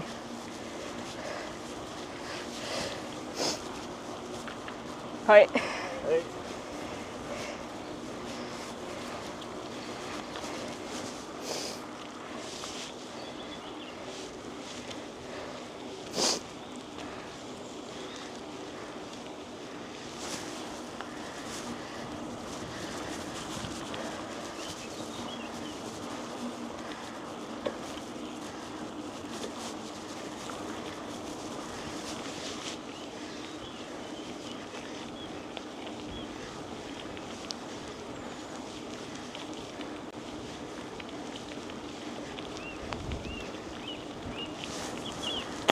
'Yeah, they most likely wouldn't know.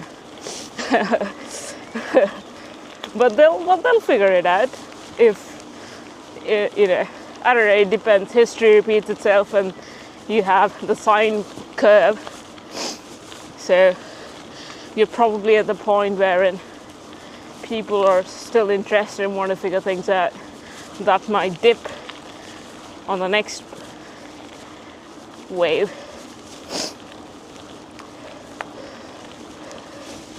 Yeah, Saturday was all right. Started riding a while ago, and then a bunch of gravel roads and farm roads and stuff. Nothing to... Yeah, it was good. It is good, rather. How was your day?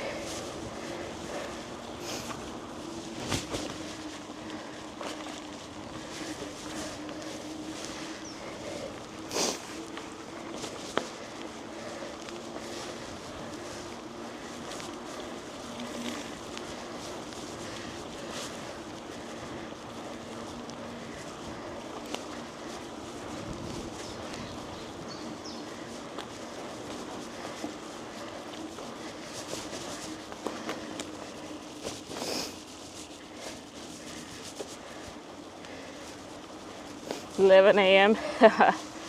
Yeah.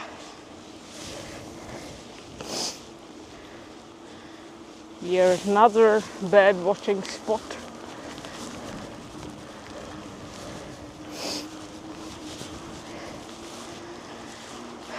$11 a.m. Is it coffee time yet?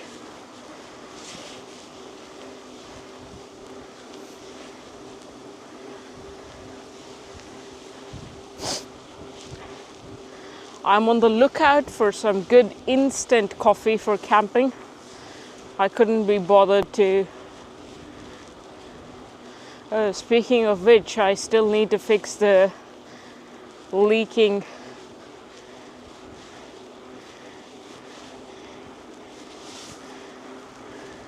gas situation on the camping stove. Gosh. Okay. Maybe I should make a note of it before I forget. Every minute is coffee time.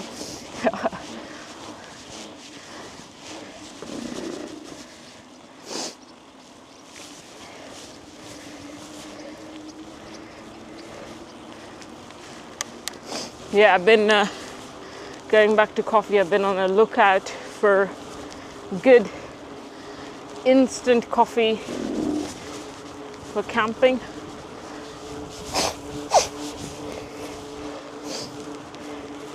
Even day to day, sometimes I'm a bit too lazy to get my mocha pot on the stove, which is a shame. It's like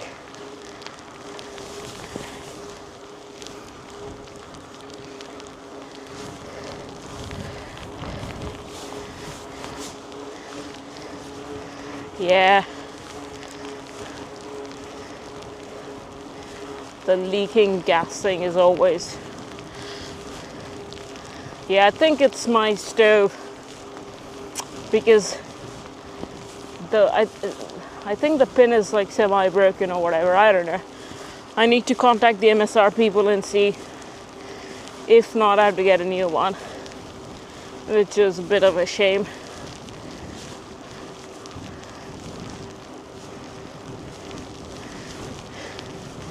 Because I really don't want to do that.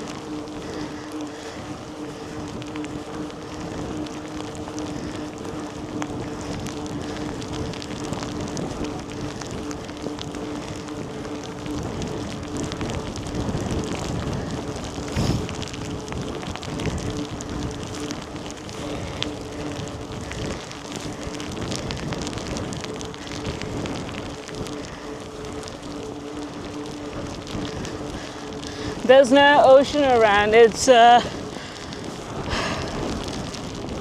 just the wind and water from the coastal plains being pushed in is what I assume is happening.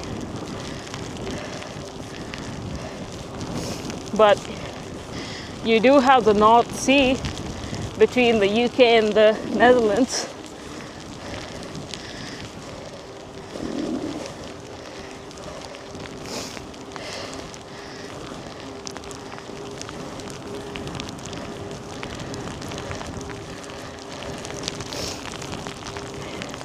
Maybe it's clogged.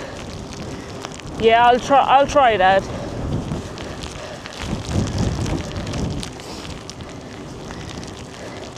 It was fine on the one before that trip, but who knows.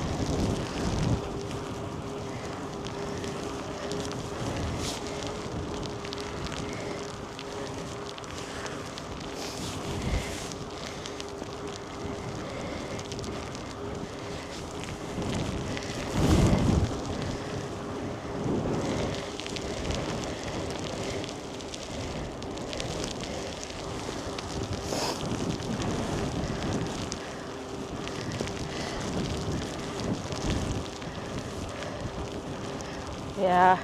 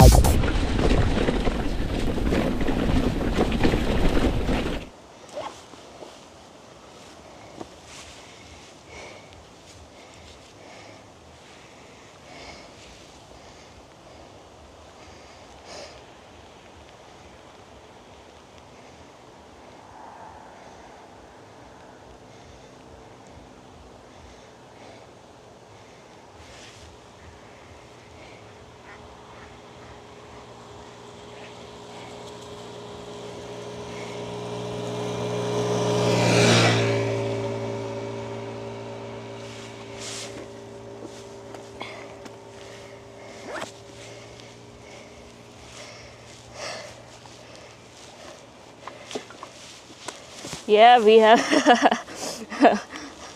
I don't know why it's spasming out so much. I think this time around it was due to the drop of bit rate, but not like, and then it just popped back again. Because when it spasms out too much, my camera disconnects as well, but that wasn't the case this time around.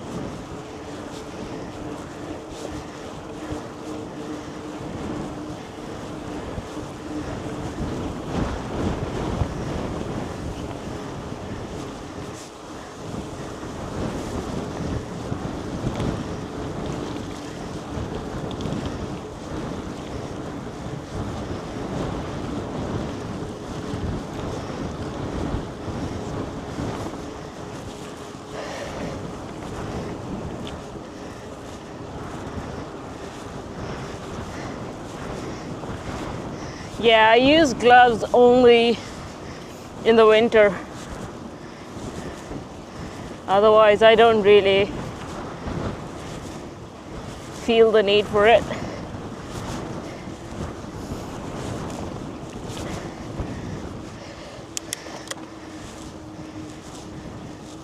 But sometimes if it's raining for a really long time, I'll wear it then. Otherwise, my bits would stop working.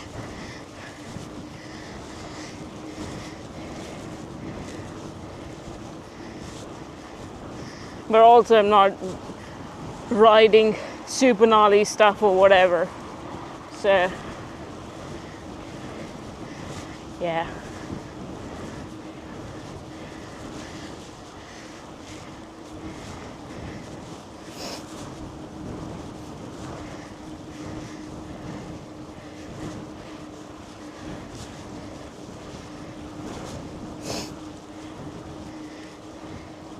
Do you ride bikes around? Which part of Canada are you from?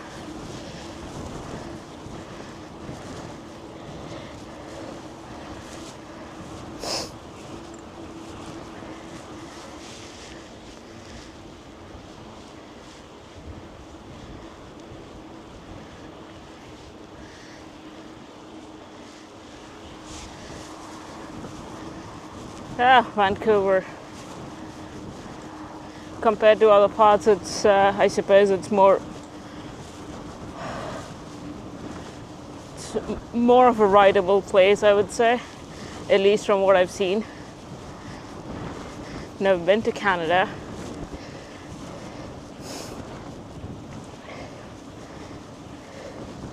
Just your ride to work and back. Cool.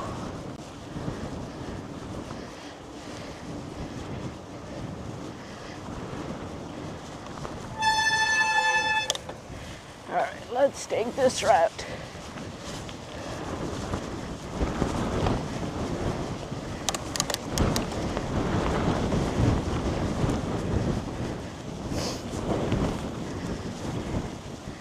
This patch is like super muddy during winters, because Dutch winter is basically rainy season.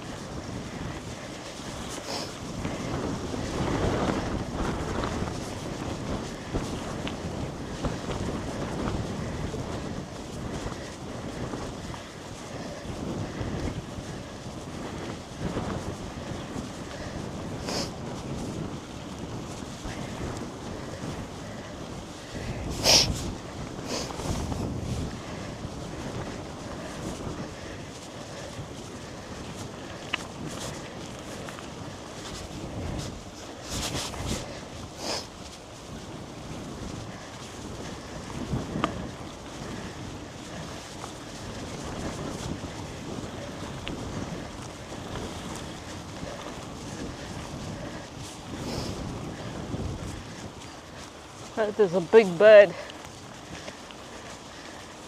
Run away.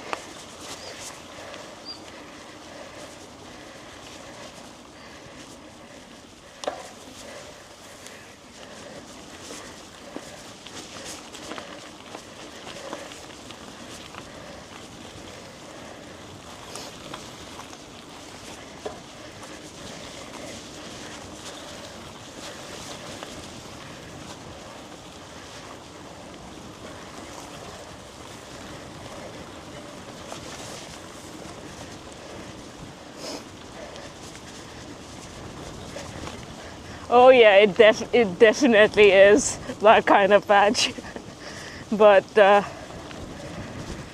yeah, it's the kind of patch where if you're not, even if you're paying attention, you can't really tell like what's beneath sometimes. But fortunately, it's pretty dry between the grass.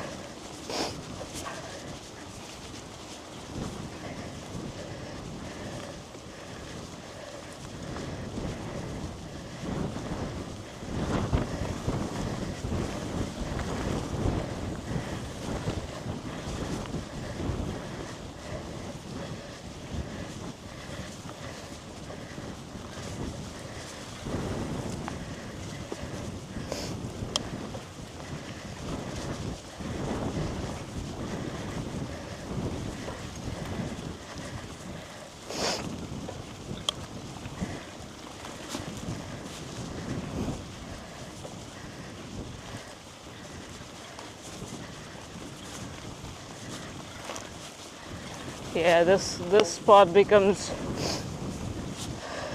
almost unrideable without spending too much energy during winters.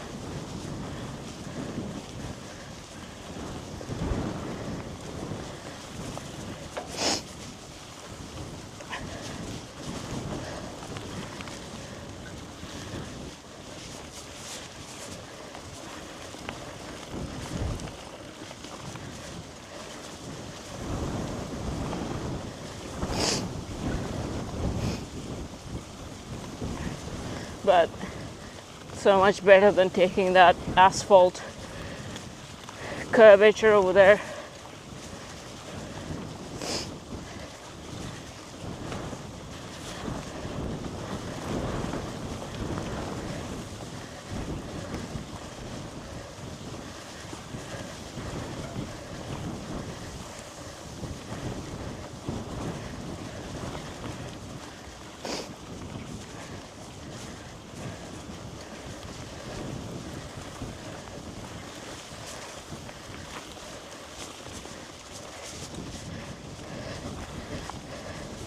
Yeah, it's the overgrown grass that makes it look like that. But it's just like a walking path.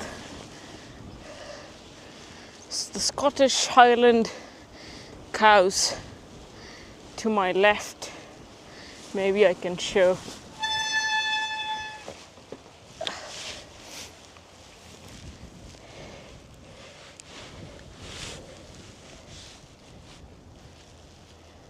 Oh, there.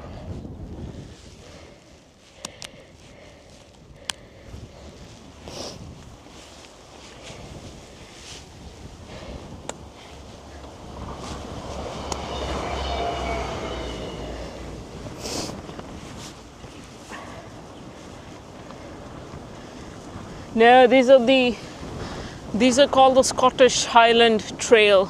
They're from Scotland. And you can tell by their bangs or the fringe in the way they look. They're cuter than the normal cows.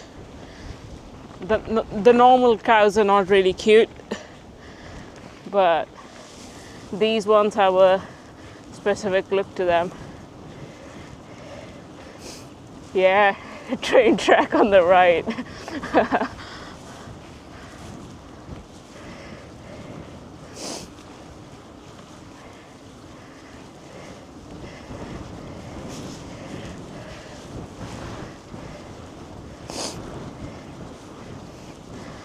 Yeah, it just has that look to it. It won't look like this. Like if I come back in the winter, it'll look completely different.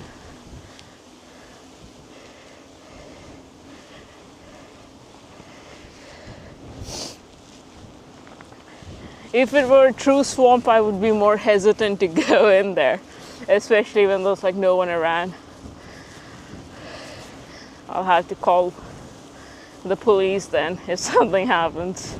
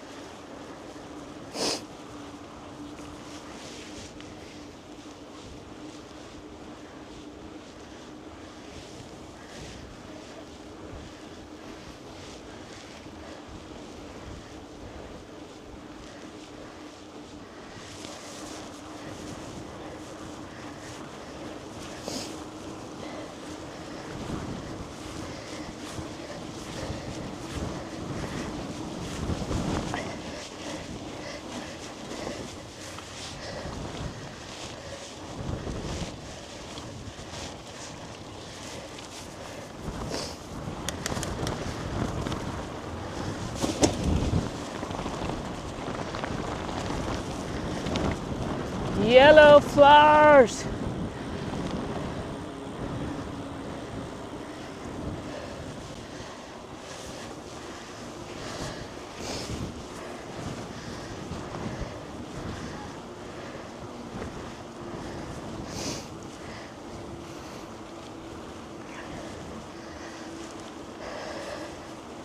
A rogue plant that has sprung at my place is blooming these yellow flowers as well. Kind of nice. I didn't even know that thing was there until summer came around.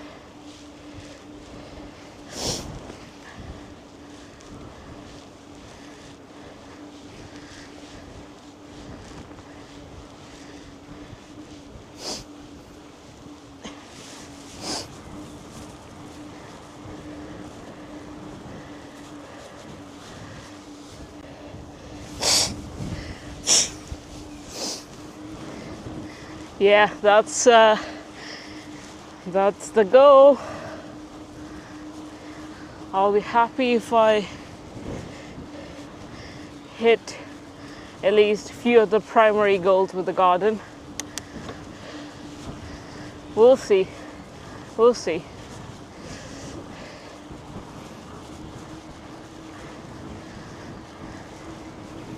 I'm still in the phase of, I haven't really spent much time thinking about it in the recent past, but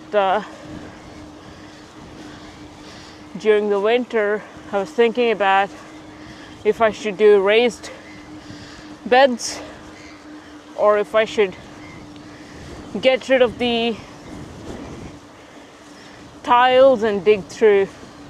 Getting rid of the tiles is going to be a nightmare because they're the kind of tiles which drain water and they're sunk deep in. So I don't know, we'll see.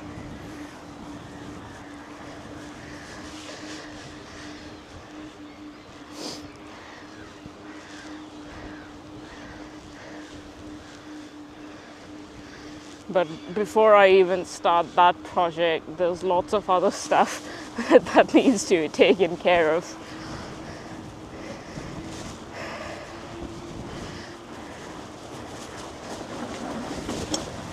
Which relatively are the low-hanging fruit, so we'll see.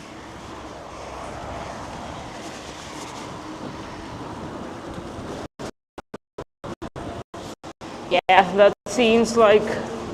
frankly, that seems like the way to go. Yeah.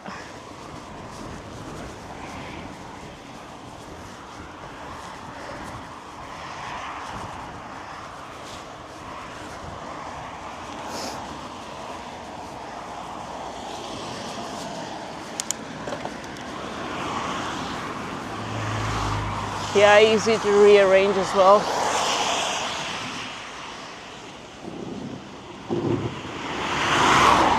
Wild plant, yeah. Yeah, I don't understand people who want to trim and keep everything in order. I don't know, maybe they just like that look, but wild growth is where it's at, according to me.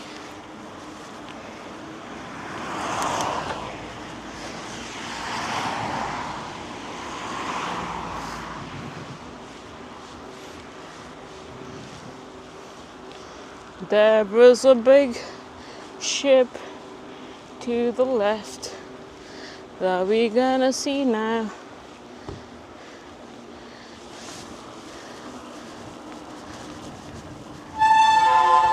Hey, sorry.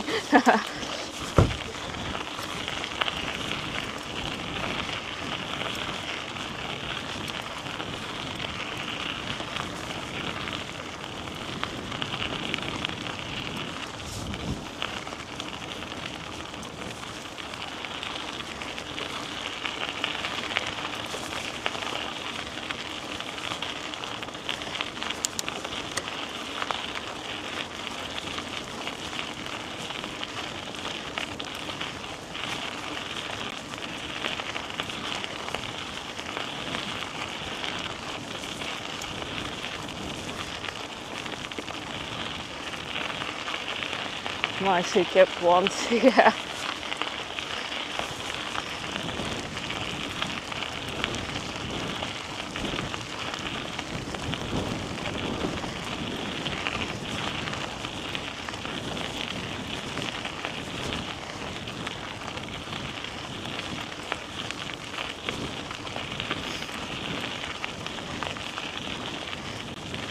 Are helmets mandatory in the Netherlands? No. For day-to-day stuff, no one wears one.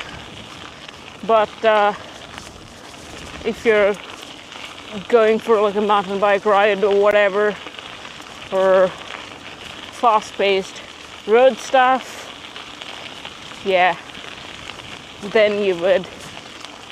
But, or these days, older folks on e-bikes are wearing them. But apart from that, no one does. But to answer your question, no, it's not mandatory.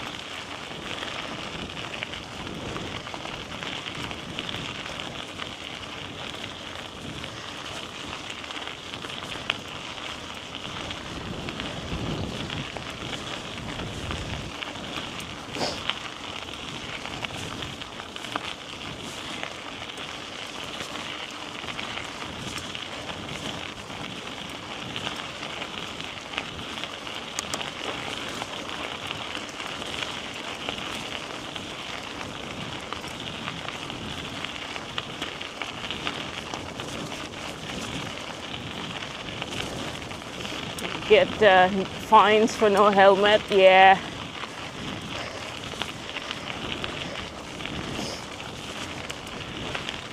Different outlook based on available infrastructure in different countries.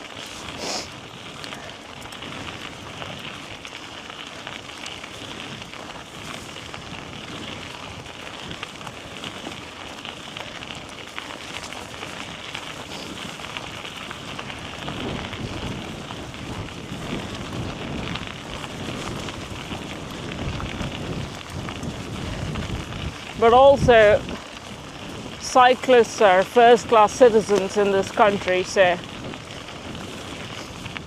most places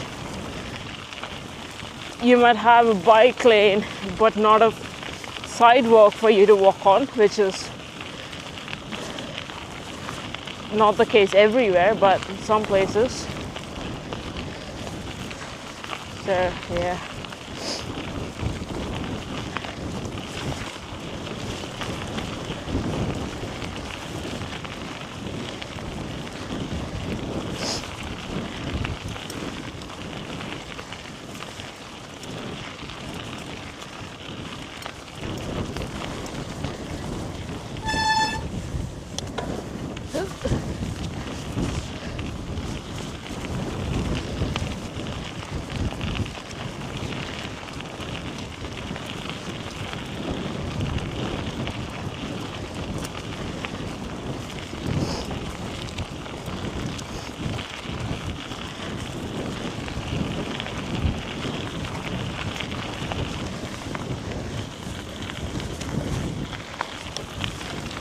But then again, there have been also studies which indicate that wearing helmets,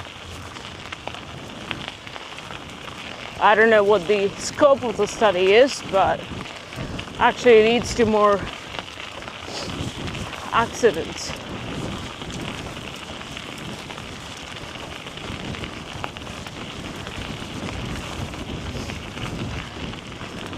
That being said, I'm actually an advocate for wearing a helmet, but me wearing a helmet is dictated by my mood rather than anything else.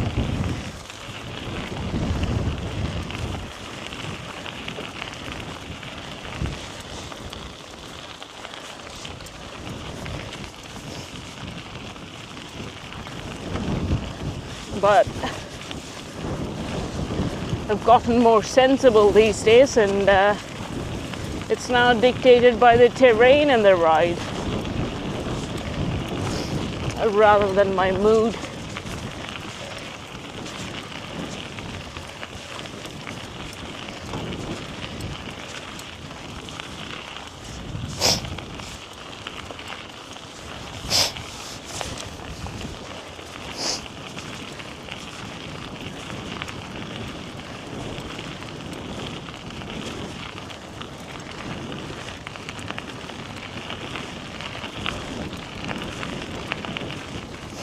Yeah.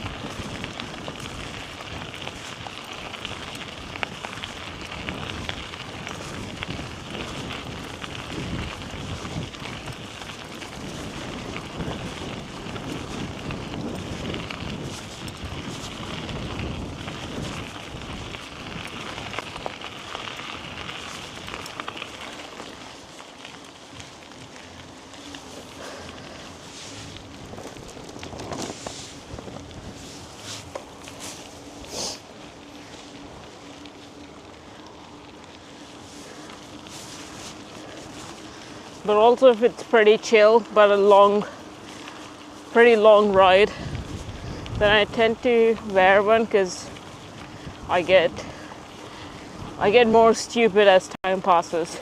So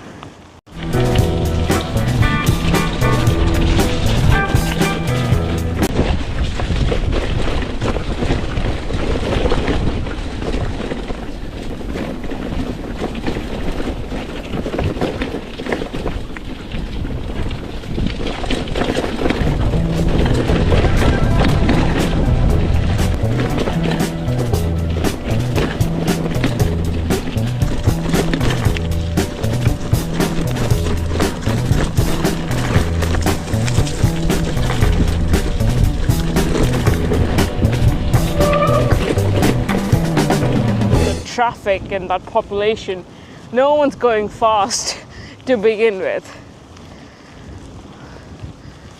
But if you're riding on highways with big trucks called lorries or whatever, and I don't know, whatever in the sense of buses here, then good luck. Yeah, most people don't have a helmet.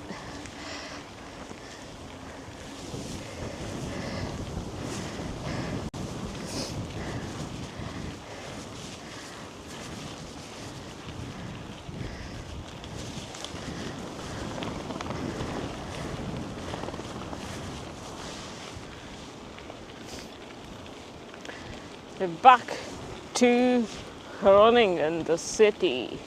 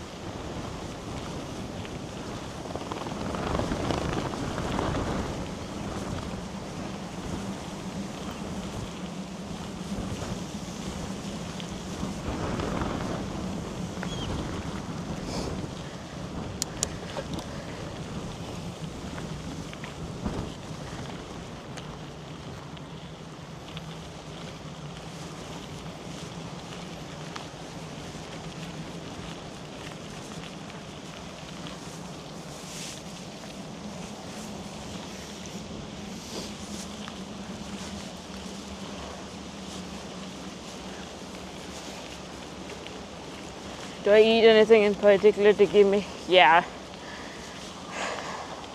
Not a big fan of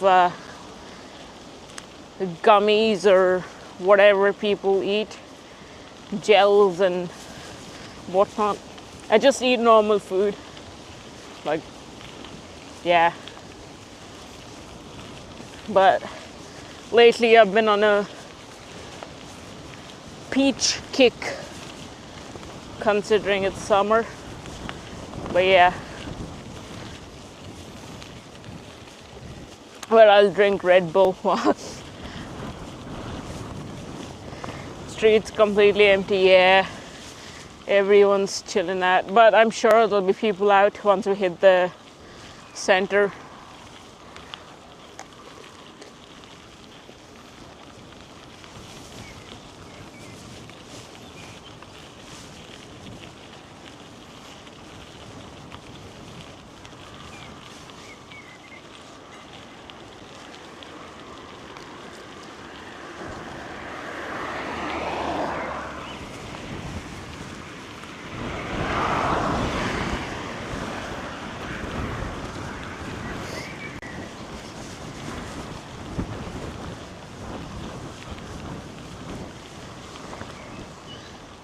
Starts soon.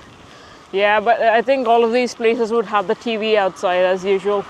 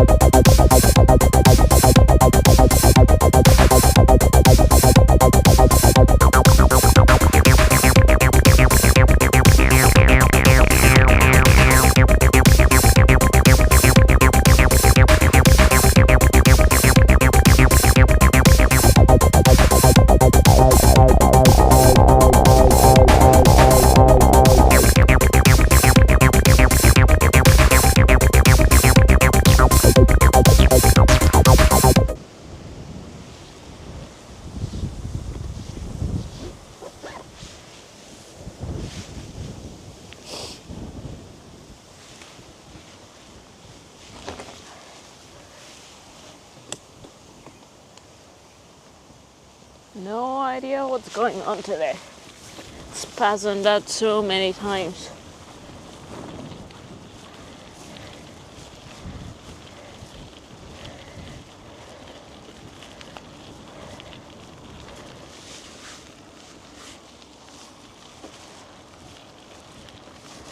Okay, something is in my shoe. I hope it's not a bug.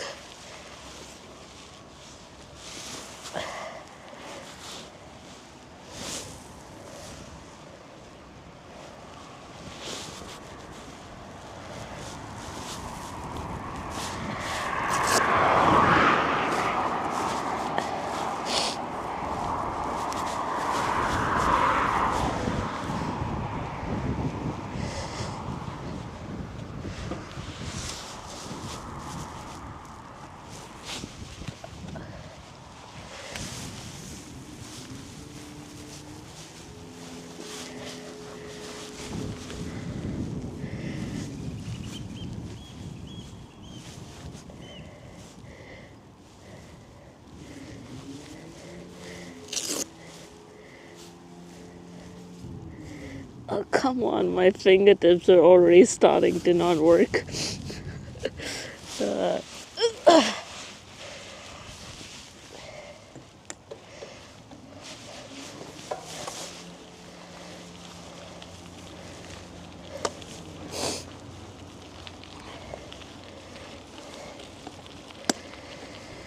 it would guess, yeah.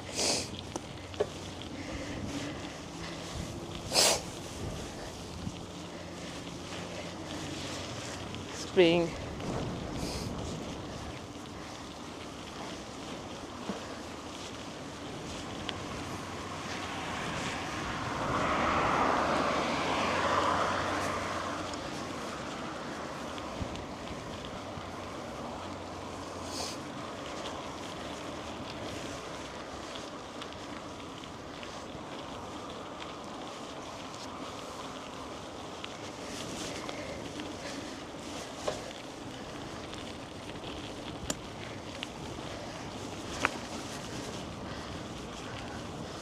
what's going on here?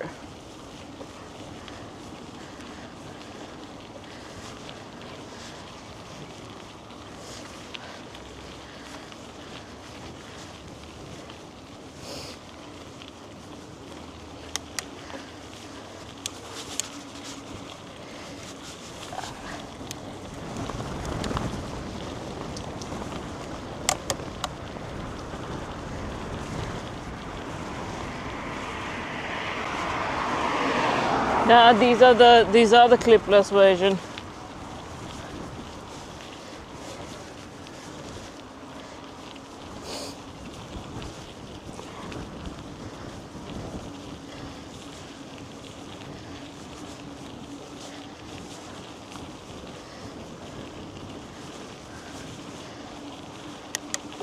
But they also do a flat pedal version in this.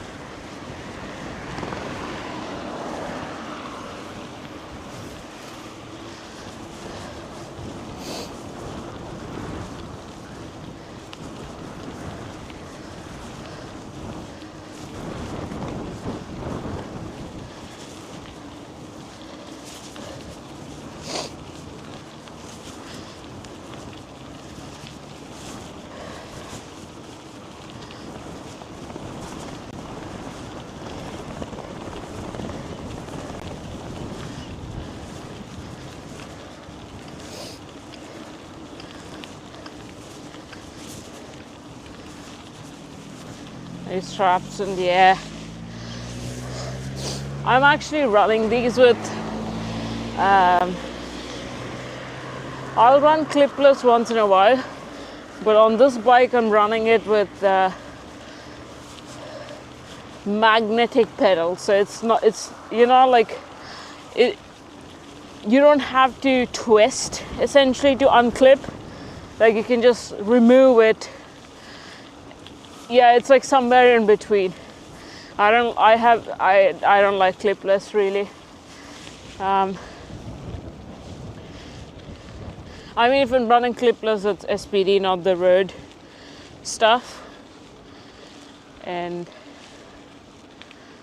clipless also gives me knee issues. So yeah, I mostly ride flats, or I bought the magnetic pedals a long time ago to try it out, and I run those when there's on my bike packing rig, when I have like long pedaling patches.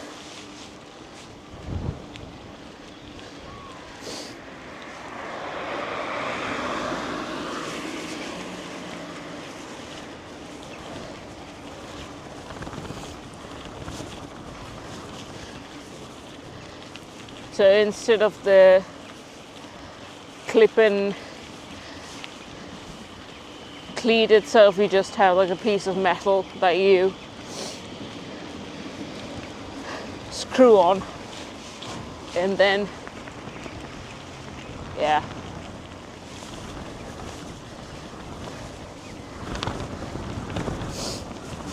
Yeah, I like how it feels. It's not the same feel as you get with clipless, when you know you can feel your hamstring doing the pulling work. Yeah.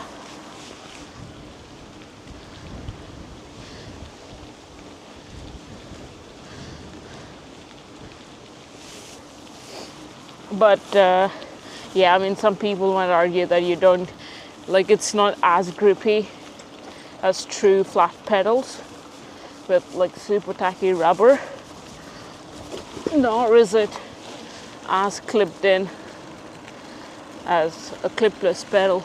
But I don't know, I like them.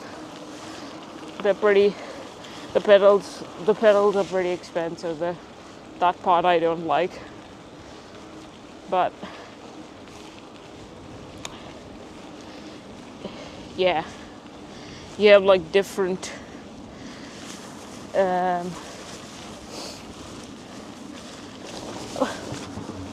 magnetic force. You can replace the magnets essentially and have stronger ones if that's what you prefer.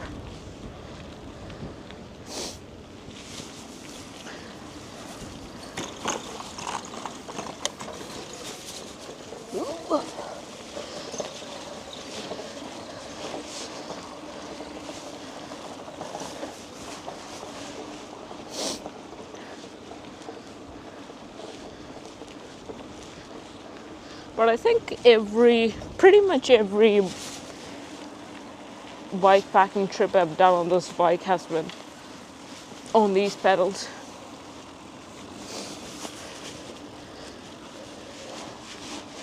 Yeah, that's what matters.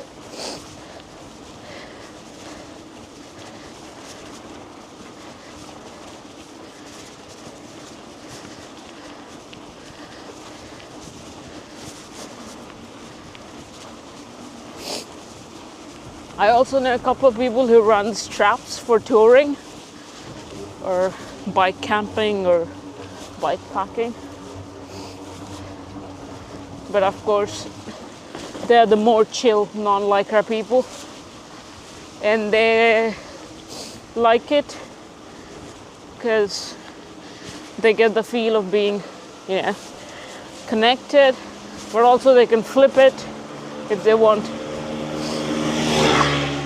free range for a bit.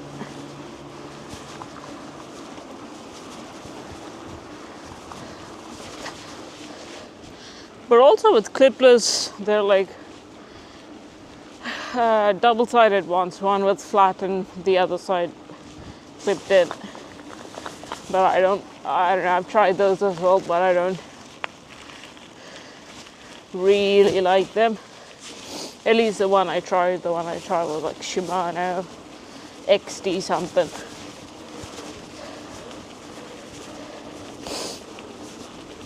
Yeah.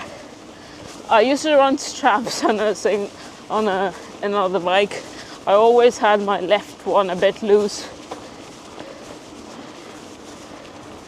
so that I could slide it out when needed.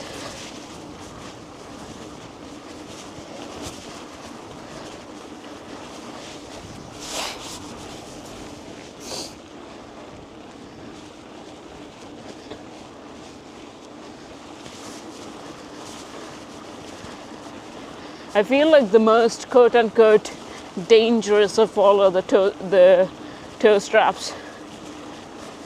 No, not the toe straps, the toe cages.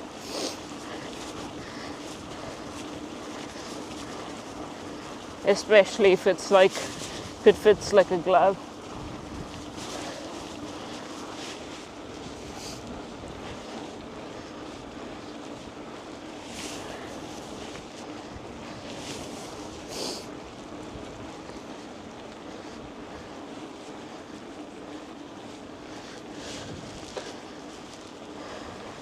Alright, let's go and see what's happening in the center. And maybe get food, not yet sure.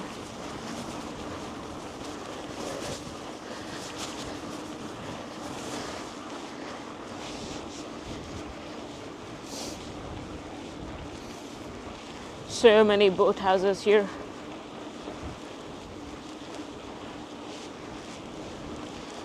One of them has a plant swap station. Yeah,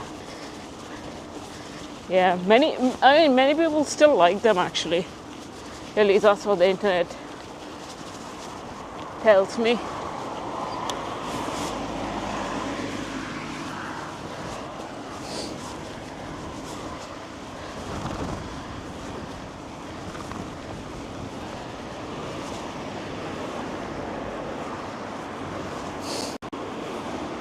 Speaking of chrome stuff,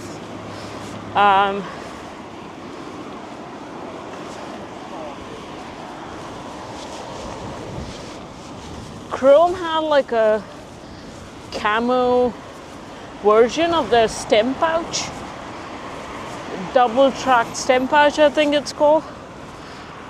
I can't find it anywhere, at least not on their website. I think they revamped the colors or something of that sort. But it had a nice look to it.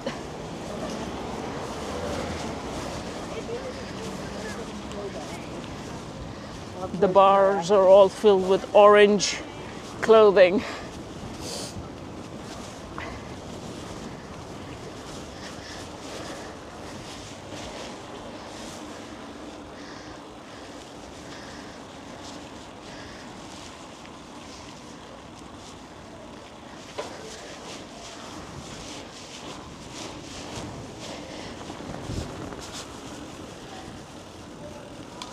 Right.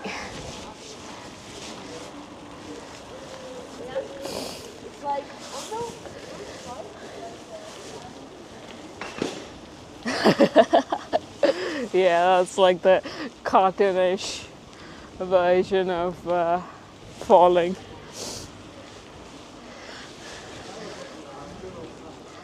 Yeah. I mean, I tried clipless fairly recently, maybe like a year and a half ago. And then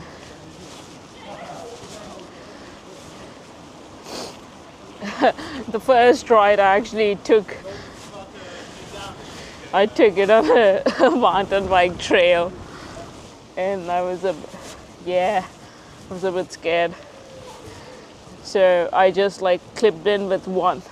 The right foot was clipped in, the left side was on the flat side because it was a double-sided pedal.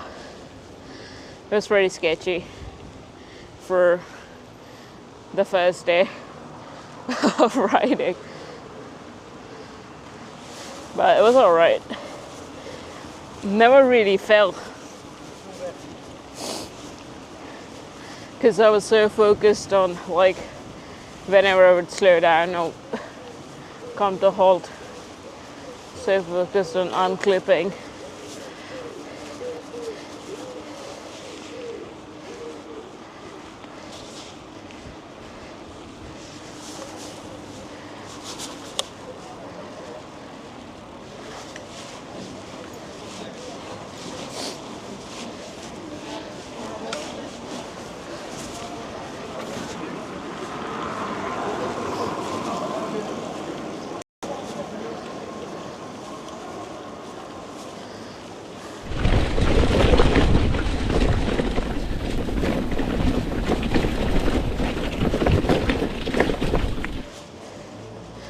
Before they close.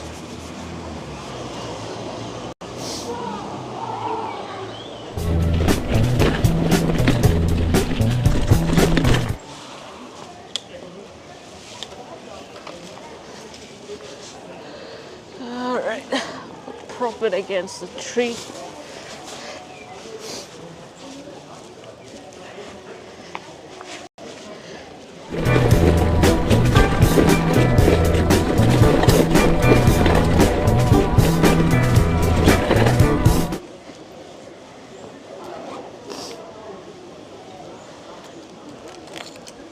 The full pouch that I use, it's from the Sig brand.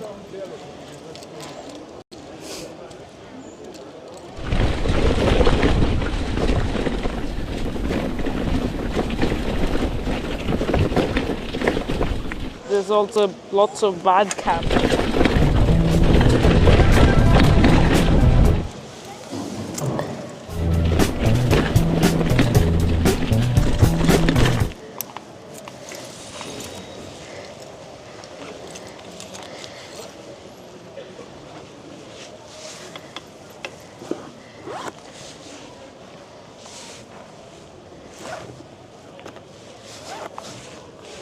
It's a bit narrow.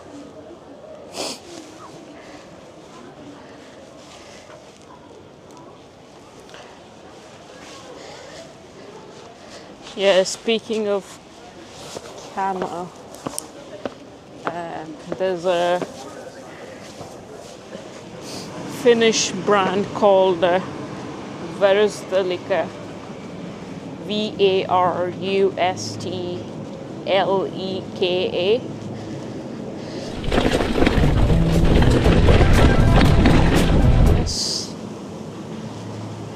And their own stuff.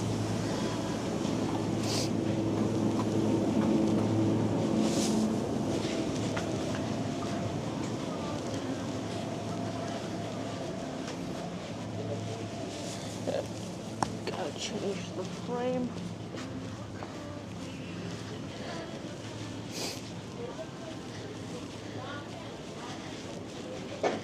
They're playing Kelly Clarkson, old stuff in the store.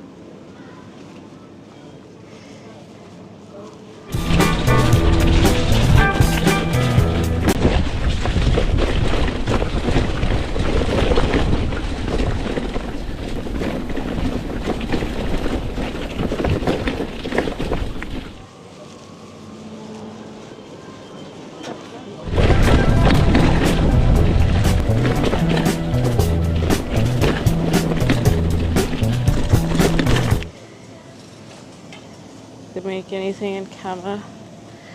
Alright, we'll see.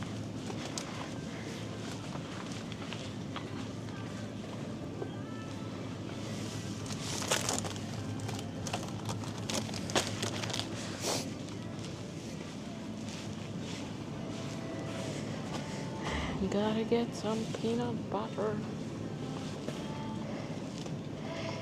With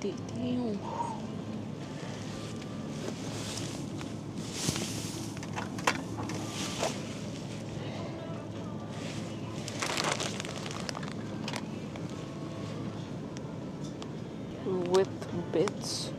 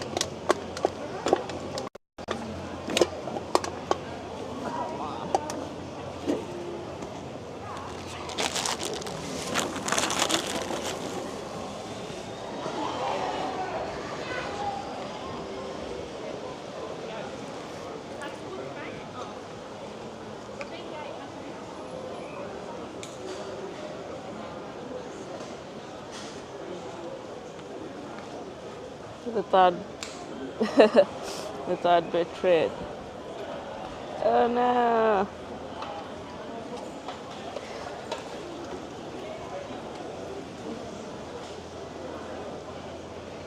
See how much have we dropped. It's moving up.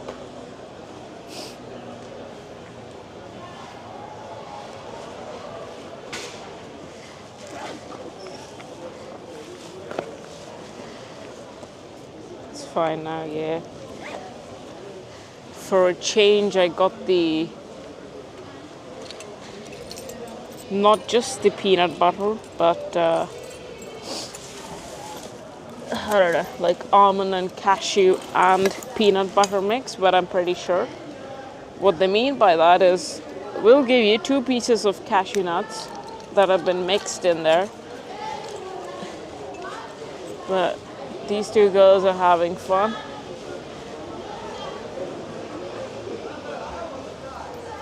They're singing Avril Lavigne.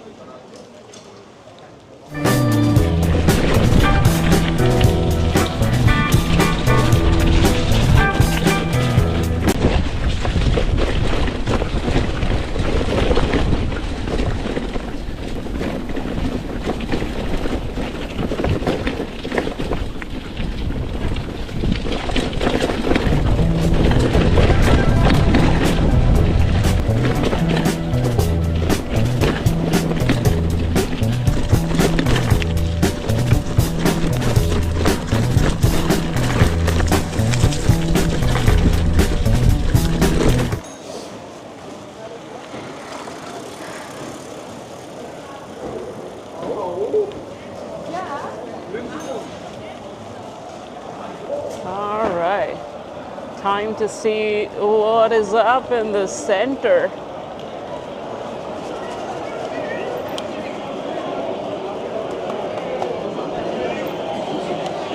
Oof.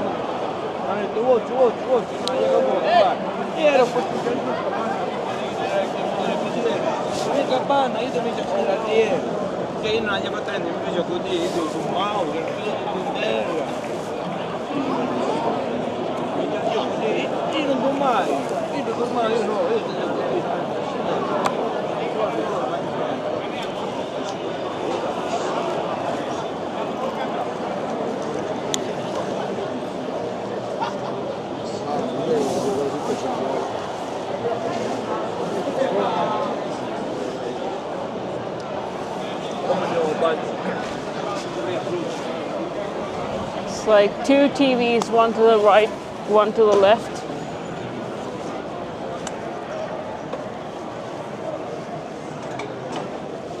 Yeah, fully packed.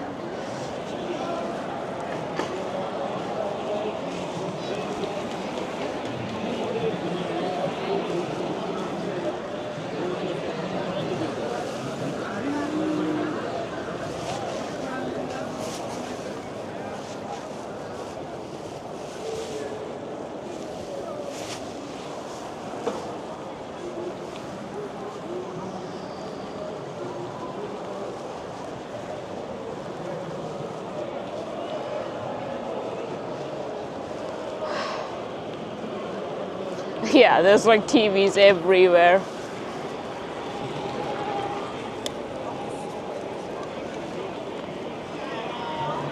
These stands with covers on them, they're all TVs.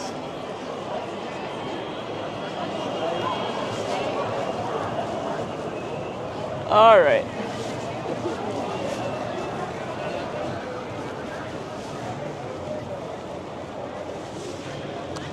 Time to get out of here.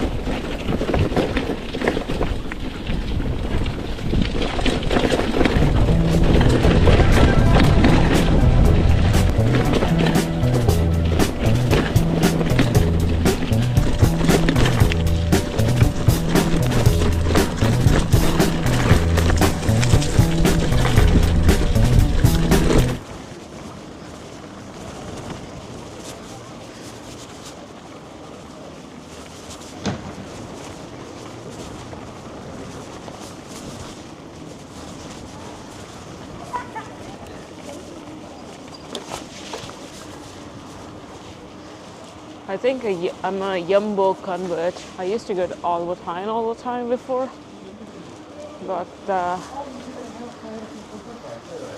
these days I feel like Jumbo has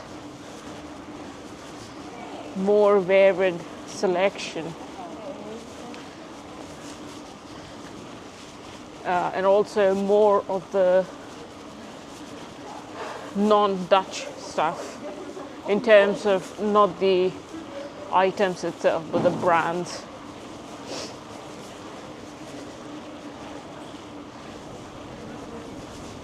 Shortage in rental. Yeah, rental TVs. Yeah.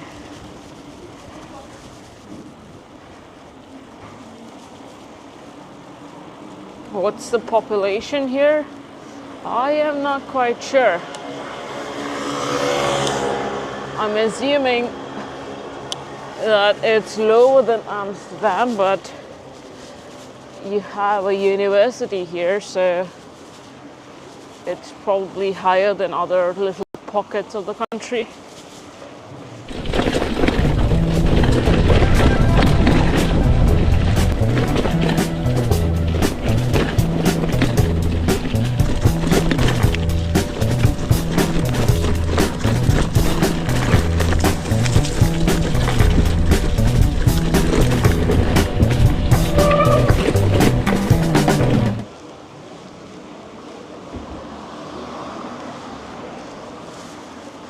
would say it's the right amount. It's not like jam-packed and it's not sparse either. So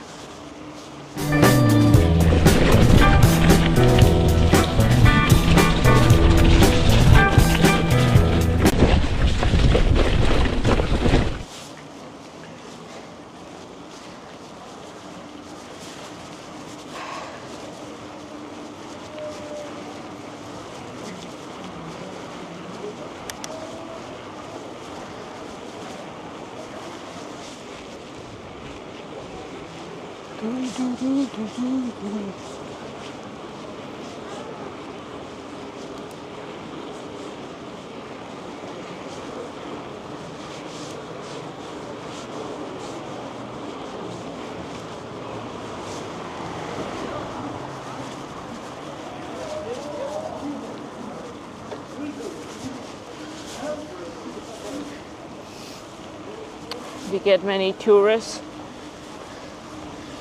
Bitter is a bit spotty in the city. Yeah, I don't know what's going on today. Today has been a bit of a shit show. Do you get many tourists there? Yeah. I mean, again, if you compare it to Amsterdam, not really.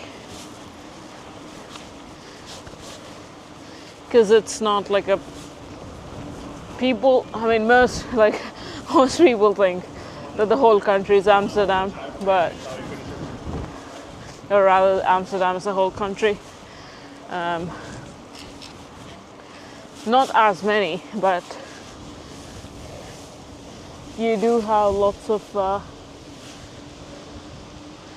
Asian kids who come to the university here.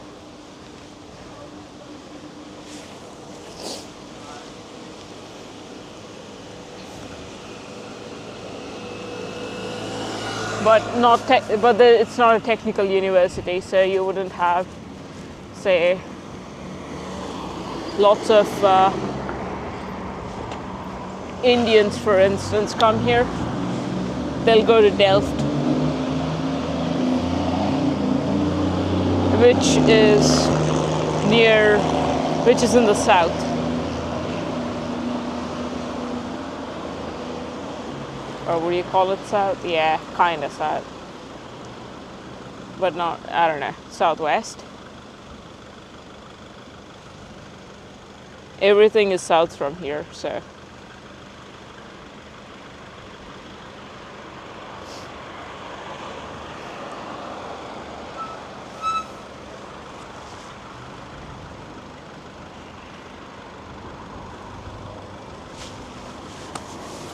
But you'll get tourists who want to visit other parts of the country.